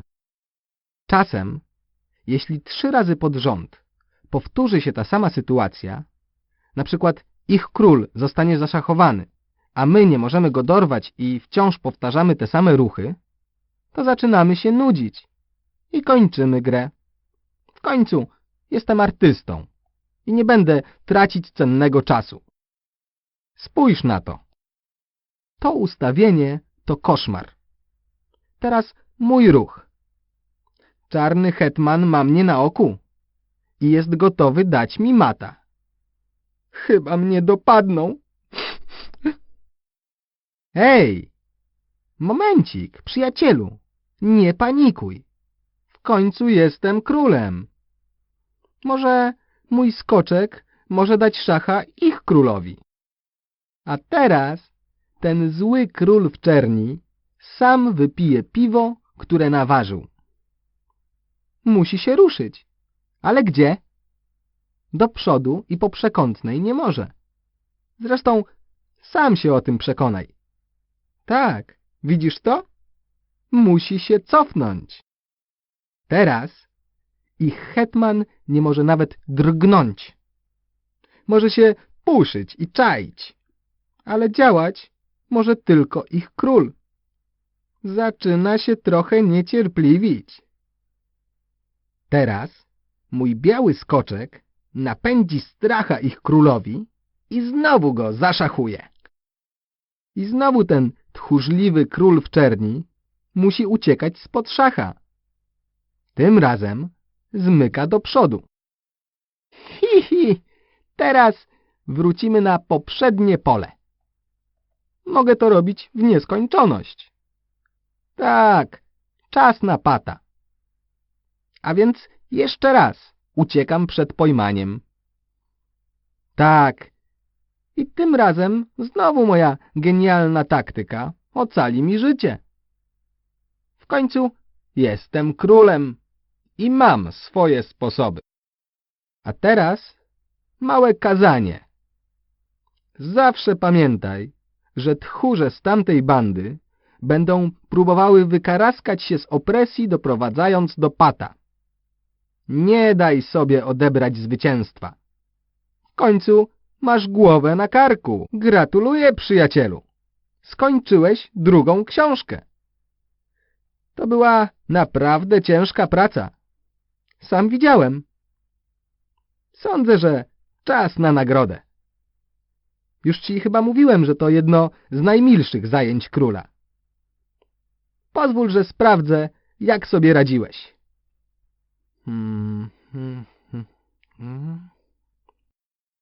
Stary, po prostu jesteś najlepszy.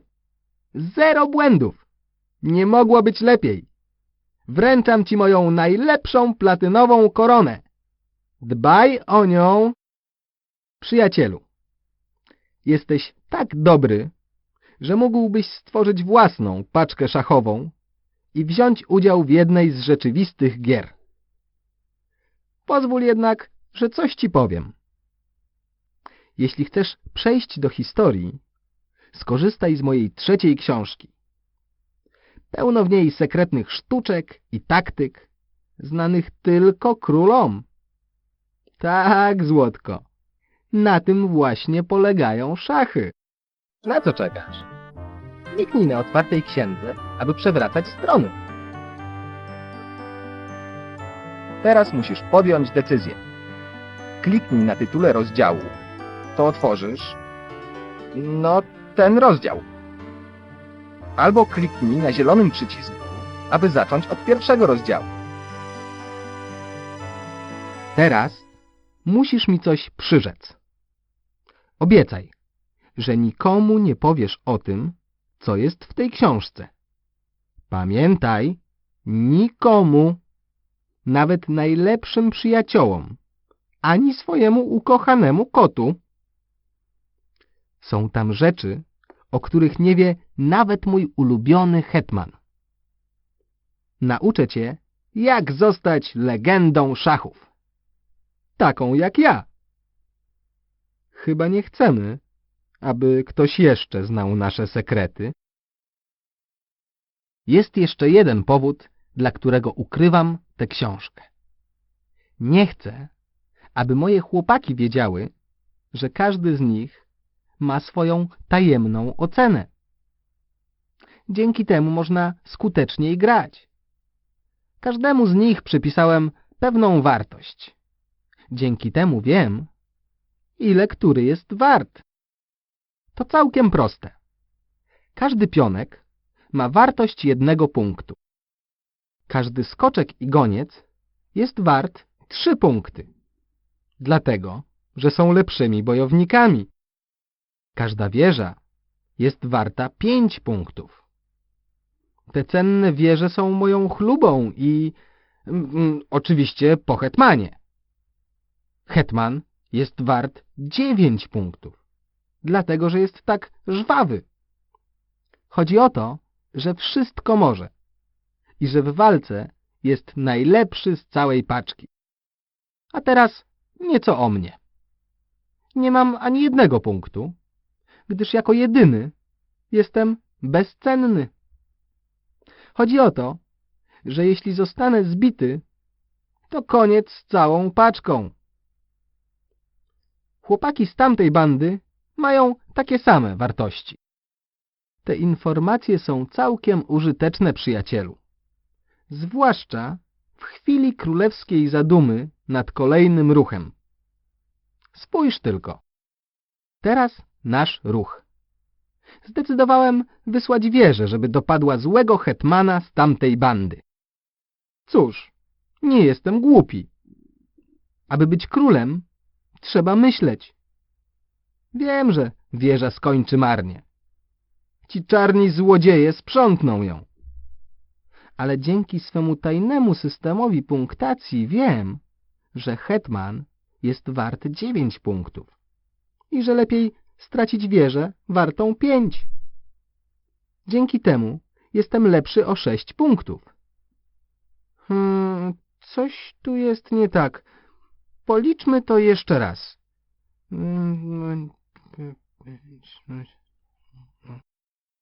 A teraz spróbuj to zrozumieć. Znowu jest nasz ruch. Czas wysłać naszą wieżę, aby dopadła ich skoczka. Obmyśliłem iście królewską strategię, kolego.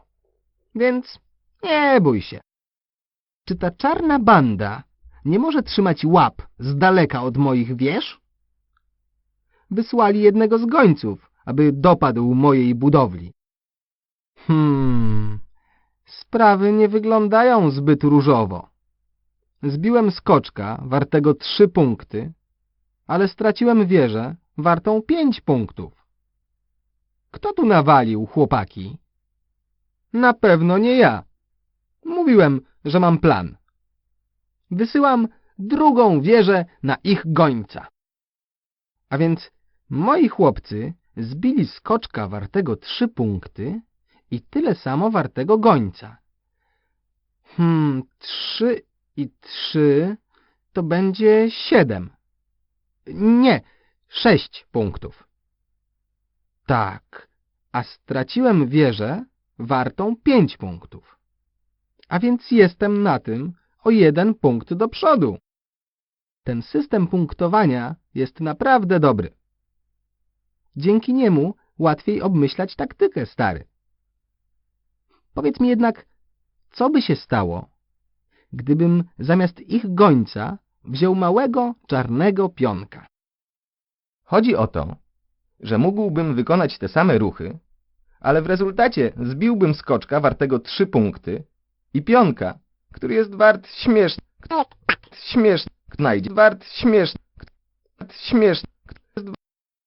Dobra, stary. Oto moja propozycja. Teraz sam wypróbuj tę punktację. Jakie bicie najbardziej ci się opłaca?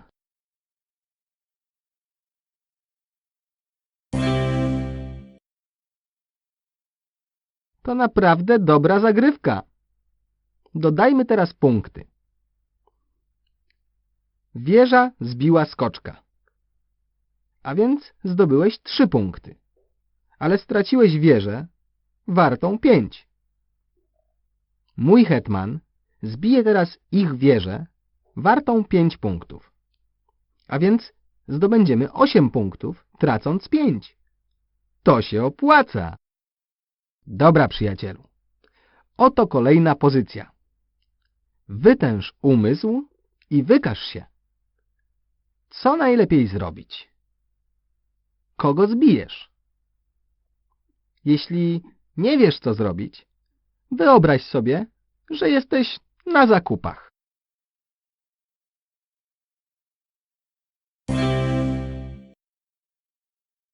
Ten ruch nawet mi się podoba, ale lepiej nie będę o tym mówić zbyt głośno. Mój hetman bije wieżę, ale potem sam zostaje sprzątnięty. Wtedy mój goniec zbija drugą wieżę, a więc mamy 2 nowe lśniące wieże warte 10 punktów. Bajecznie! Biedny hetman. Wściekłby się, gdyby usłyszał, co właśnie powiedziałem. A więc nie mów mu o tym. Pozwól, że coś ci powiem. Podczas natarcia zawsze należy pamiętać, ile kto jest wart. Dzięki temu lepiej zaplanujesz taktykę. Tylko nie mów hetmanowi, że ci to powiedziałem, dobra? Jak sądzę, myślisz, że widły służą do pracy w polu lub coś takiego. Mam rację, czy nie? Ale to tylko jeszcze jedno szachowe określenie, które my, królowie, musimy rozumieć. Tak, to taktyka. To tak, jakbyś wysyłał jednego ze swojej paczki, aby dopadł 2 z tamtej bandy. Jeśli dobrze to zaplanujesz, jednego na pewno złapie. Oto niewielkie, zgrabne widły. Mój dzielny skoczek ma na widłach 2 wieże tamtej zgrai. Naprzód! Tak, tak! To łatwe! Teraz tamci mogą wykonać tylko jeden ruch. Mój skoczek też. Atakuje tę, która nadal stoi na swoim miejscu. Hej, człowieku!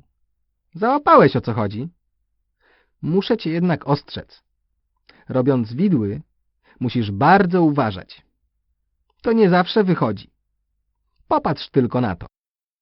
Czarna banda wyczuła podstęp z widłami i postawiła na straży jednego z pionków. Przy takim ustawieniu skoczek został zbity. To prawdziwy skoczko-szmar. Wybacz ten żart. Ostatnio żyłem w dużym napięciu. Są też inne metody uniknięcia wideł. Te widły przeciwko 2 pionkom wyglądają na chytre posunięcie.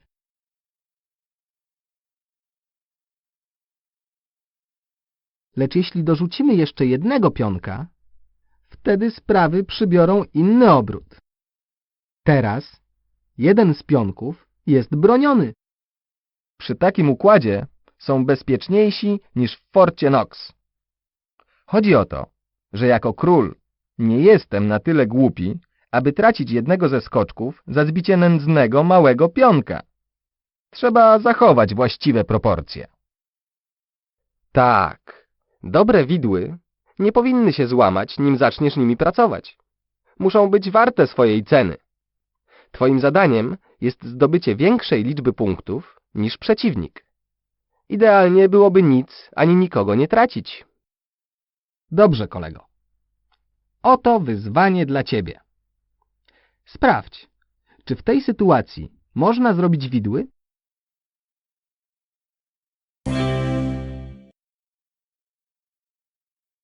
Świetna robota! Teraz dobre wieści. Gdy zostaniesz szachowym mistrzem, bez trudu zrobisz widły przy pomocy dowolnego członka swojej paczki. Tak, nawet z małym pionkiem, gońcem czy kimkolwiek. Oto moja propozycja.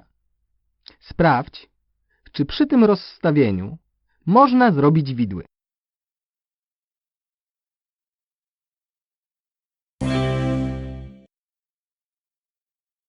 Dobrze.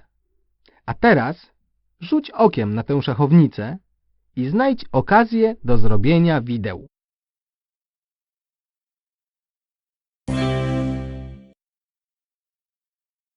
Dobra.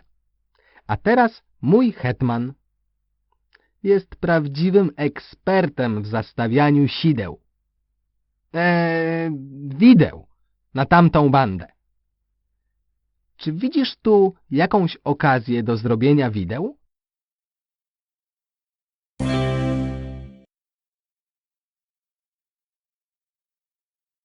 A więc doszliśmy aż dotąd. Widły to o wiele więcej niż narzędzie do pracy w polu. To śmiertelnie groźna, tajna szachowa strategia. Strzeż jej jak oka w głowie. Ale to nie wszystko. Jest jeszcze jedna strategia, jak sądzę, równie sprytna. Spodziewam się, że słyszałeś o związaniu. Końca z końcem na przykład. I to wszystko, co wiesz. Ale w szachach jest to niesłychanie sprytny manewr taktyczny. Gdy ci o tym opowiem, szybko zrozumiesz, o co chodzi. W manewrze związania łapiesz kogoś z tamtej bandy w taką pułapkę, że sam nie wie, czy ma uciekać, czy też zostać, żeby bronić innego chłopaka ze swojej paczki. Po prostu jest przywiązany do miejsca. Tę sztuczkę możesz wykorzystać do obrony i do ataku. Zaraz to zobaczysz. Wysyłam swoją wieżę, żeby zmusiła do ruchu tego ich wstrętnego hetmana. Teraz musi coś zrobić, bo w końcu jest ich najlepszym bojownikiem i takie tam rzeczy. A więc jaki ma plan? Te pola nie wyglądają zbyt obiecująco, gdyż jeśli się ruszy, żeby ich bronić, moja wieża może zagrozić królowi przeciwnika. Tak, to dla niego czas próby. Przy takim ustawieniu ich hetman musi troszczyć się o swojego króla. Może przejść tylko na jedno z pól pomiędzy swoją obecną pozycją a wieżą. Ale to niezbyt rozsądne posunięcie. Moja wieża sprzątnie go w okamgnieniu i nadal będzie szach dla ich króla. Hej, to świetne! Ich hetman musi zbić moją wieżę. Ale gdy to zrobi, a nie będzie to dla mnie zbyt przyjemne, mój goniec, będący w tej chwili ochroniarzem wieży, sprzątnie ich hetmana. Tym razem poszło łatwo. Frajer! Czy zobaczyłeś, kto był związany?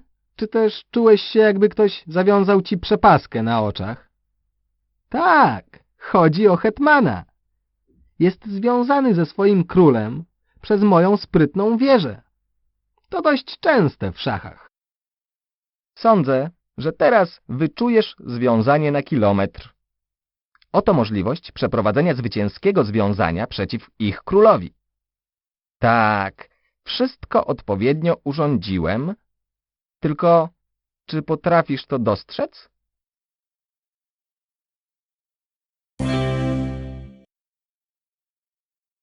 Człowieku, chyba zwiążę z tobą duże nadzieje. Posłuchaj więc i rozwiąż tę zagadkę. Możemy wykonać kolejny manewr związania przeciwko ich królowi. Czy ten też dostrzeżesz?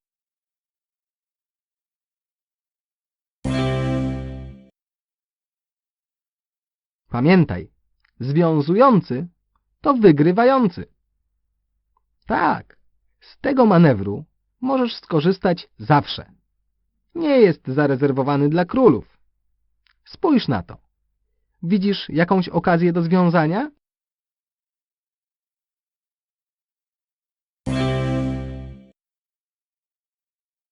Pewnie uważasz, że wiesz, co znaczy podwójne uderzenie.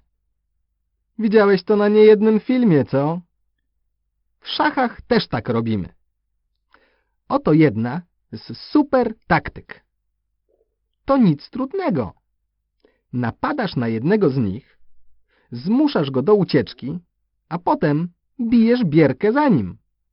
Patrz, pokażę ci. Mój goniec ruszy się, aby dać szacha ich królowi.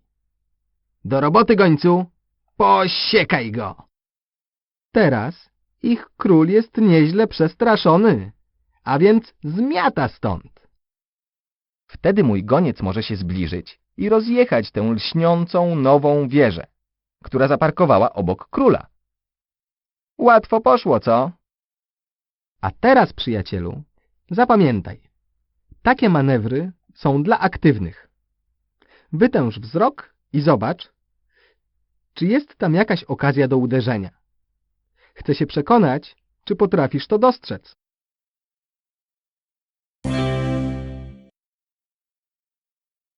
Związanie to świetny pomysł. Zobacz, możesz związać któregoś z ich chłopaków, a jak to zrobisz, skocz i sprzątnij innego z tej bandy. Patrz, banda przeciwnika nieźle się urządziła. Ich hetman broni skoczka przed moim gońcem. Ale to nie do końca tak różowo wygląda, bo przy pomocy wieży związałem ich hetmana z królem. Jeśli zrobi choć jeden fałszywy ruch, to ten ich tak zwany król będzie w szachu. Sprawdź, jeśli mi nie wierzysz. To znaczy, że mój goniec najzwyczajniej w świecie może podjechać i zbić ich skoczka, a ich hetman może najwyżej zazgrzytać zębami i znieść to w milczeniu. Ach, uwielbiam, gdy mój plan się sprawdza. A więc, czy potrafisz znów kogoś przyszpilić? Tak, by musiał stać w miejscu, gdy my będziemy czyścić ich stronę szachownicy.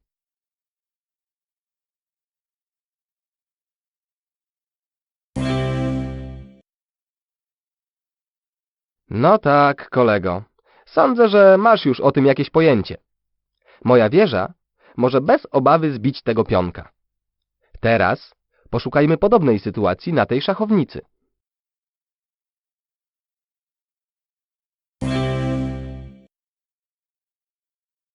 Łup! Ta sama stara śpiewka. Wieża może zbić pionka, a tamta banda nic jej za to nie zrobi. Tak, nie ma nic milszego niż nowe związanie.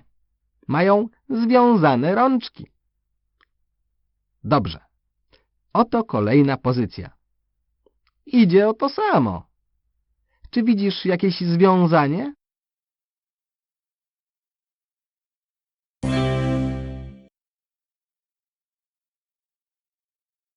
Juhu! O to chodzi! Dzięki związaniu mój goniec może bezpiecznie zbić tego czarnego skoczka. No powiedz sam, czyż to niesprytne posunięcie? Posłuchaj, przyjacielu. Jest więcej powodów do związania, niż być może sądziłeś. Pamiętaj, związywanie, wygrywanie, świętowanie. A teraz, jeśli masz zamiar zajrzeć do następnego rozdziału, sprawdź, czy nikt nie podgląda. To najściślej strzeżona tajemnica. Mówię tak cicho, bo nie chcę, by ktoś nas usłyszał. Teraz muszę ci powiedzieć kilka słów o zapisie. To najbardziej tajny szyfr, przy pomocy którego my, mistrzowie szachów, zapisujemy wszystko, co się dzieje w Szachlandii. Oto, co musisz wiedzieć. Na szachownicy są 64 pola. Och, zapomniałem, że już to wiesz. Linie biegnące z góry na dół to kolumny, a linie poziome to rzędy. Każda kolumna jest oznaczona sekretną literą. Od A do H. Łapiesz?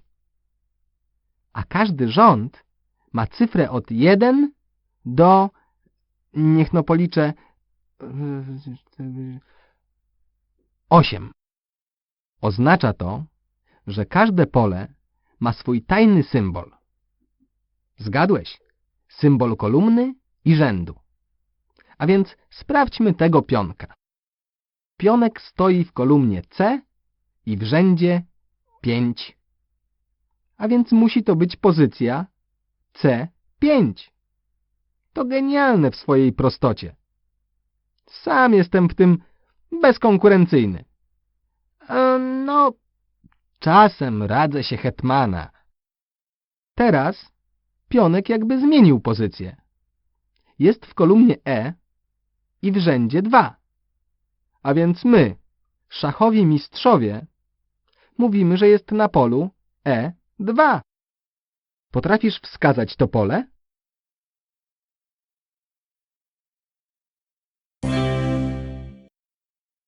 Świetnie.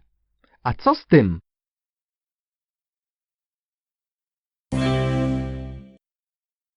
Hej, świetnie ci idzie. A gdzie jest to pole? A teraz uważaj. Za chwilę sprawy się nieco skomplikują. Wytęż wzrok i nastaw uszy. Oto pionek wykonał swój ruch wyjściowy z pola E2 na E4. Oto tajny szyfr, przy pomocy którego zapisujemy ten ruch. P, E2, myślnik, E4. Tak, rozumiesz już? P to pionek, E2 to pole, z którego się rusza, a E4 to pole, na którym kończy ruch. Chodzi o to, by pokazać jego ruch. Łapiesz? Pionek rusza się z pola E2, a ponieważ to możesz sam wywnioskować, to skracamy zapis do P, myślnik, E4 lub nawet PE4. Rozsądne, co? Wiesz, o co chodzi. A teraz posłuchaj. Każdego chłopaka z paczki oznaczono w tym zapisie inną literą. A więc zobaczmy. Mamy G dla gońca, H dla hetmana i W dla wieży. Wiesz, o co mi chodzi. Dla skoczków jest S, zaś K zarezerwowane jest dla króla, czyli dla mnie. A tak przy okazji, przyjacielu, taki sam zapis stosujemy dla tamtej bandy. Oni też mają gońce, wieże i całą resztę. Nie mówimy jednak, który jest który. My zawsze ruszamy się pierwsi, a więc musisz wywnioskować, której strony dotyczy linia zapisu. Po prostu trzeba sprawdzić kolejność. Przyjrzyjmy się teraz walce pomiędzy jednym z moich a ich pionkiem. Tak, nieźle sobie radzisz, mały pionku. Widzisz to? Mój pionek ruszył się z E2 na D3 i sprzątnął ich pionka. Jak to zapiszemy? Spójrzmy na to. Wygląda nieco kłopotliwie, prawda? Wszystko to jednak oznacza jedną i tę samą rzecz. P to pionek, pamiętaj. Pierwszy zapis oznacza, że pionek z E2 bije... Tak, domyślasz się, że X-em oznaczamy bicie. A więc pionek z E2 bije pionka na D3. A ponieważ w jednym ruchu mogę przesunąć tylko jednego z moich pionków, więc druga linijka nie pokazuje E2, ponieważ możesz to wywnioskować sam. A więc P, X, P. Dobrze. To naprawdę krótka i dobra wersja zapisu. A więc, przyjacielu, jak sądzisz? Potrafisz złamać zapis szachowy? Oto przykład. Masz za zadanie wskazać, która to bierka i gdzie się ruszy. Do roboty.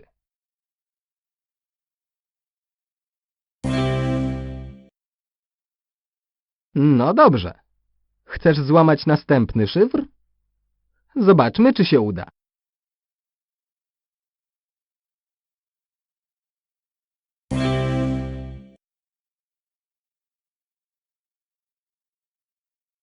Ej, kolego! Widzę, że świetnie sobie radzisz z łamaniem szyfrów. A oto następny.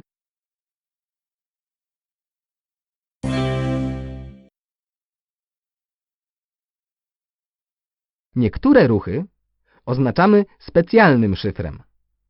Pamiętasz krótką roszadę?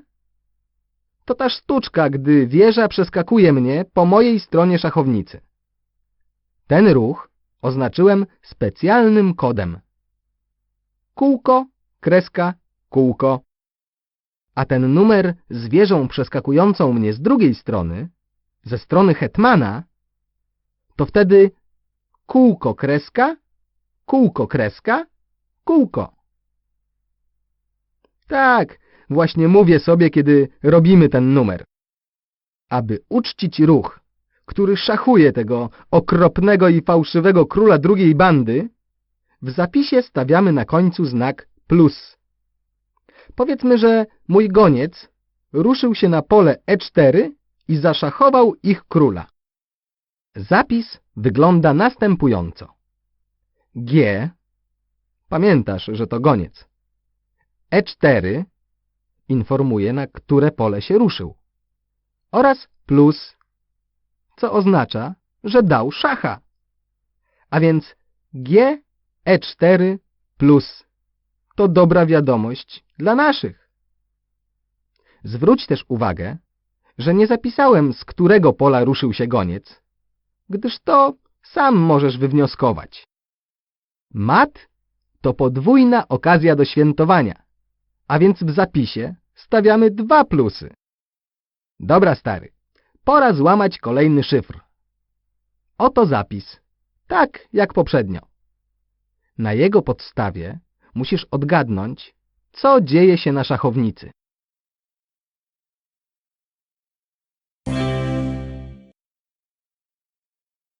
Hej, kolego, to coś w rodzaju ćwiczenia mózgu.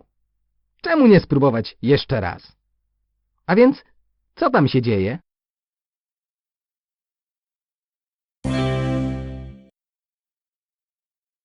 Dobrze. A co się teraz dzieje na scenie?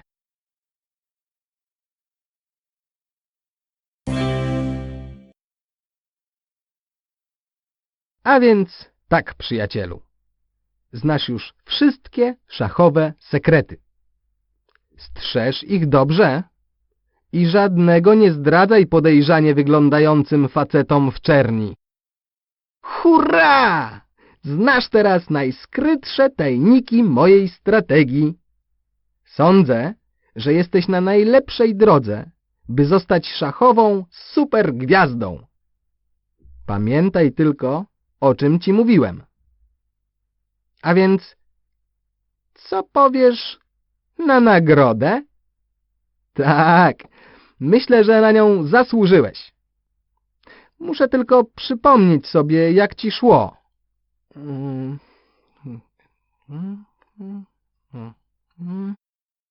Zatkało mnie, stary. To była czysta rozgrywka.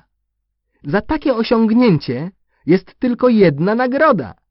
Platynowa korona. Najwspanialsza w mojej kolekcji. Słuchaj, przyjacielu. To koniec naszej wspólnej partii. Koniec mojej roboty. Wiesz już tyle samo, co król. Należysz do mojej królewskiej rodziny.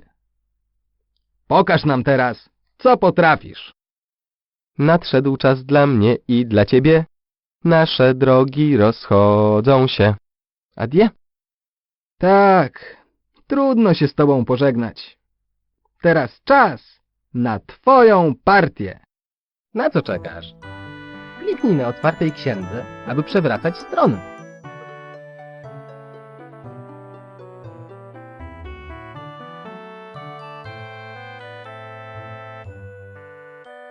Kliknij tutaj, aby wyjść z programu LEGO Szachy.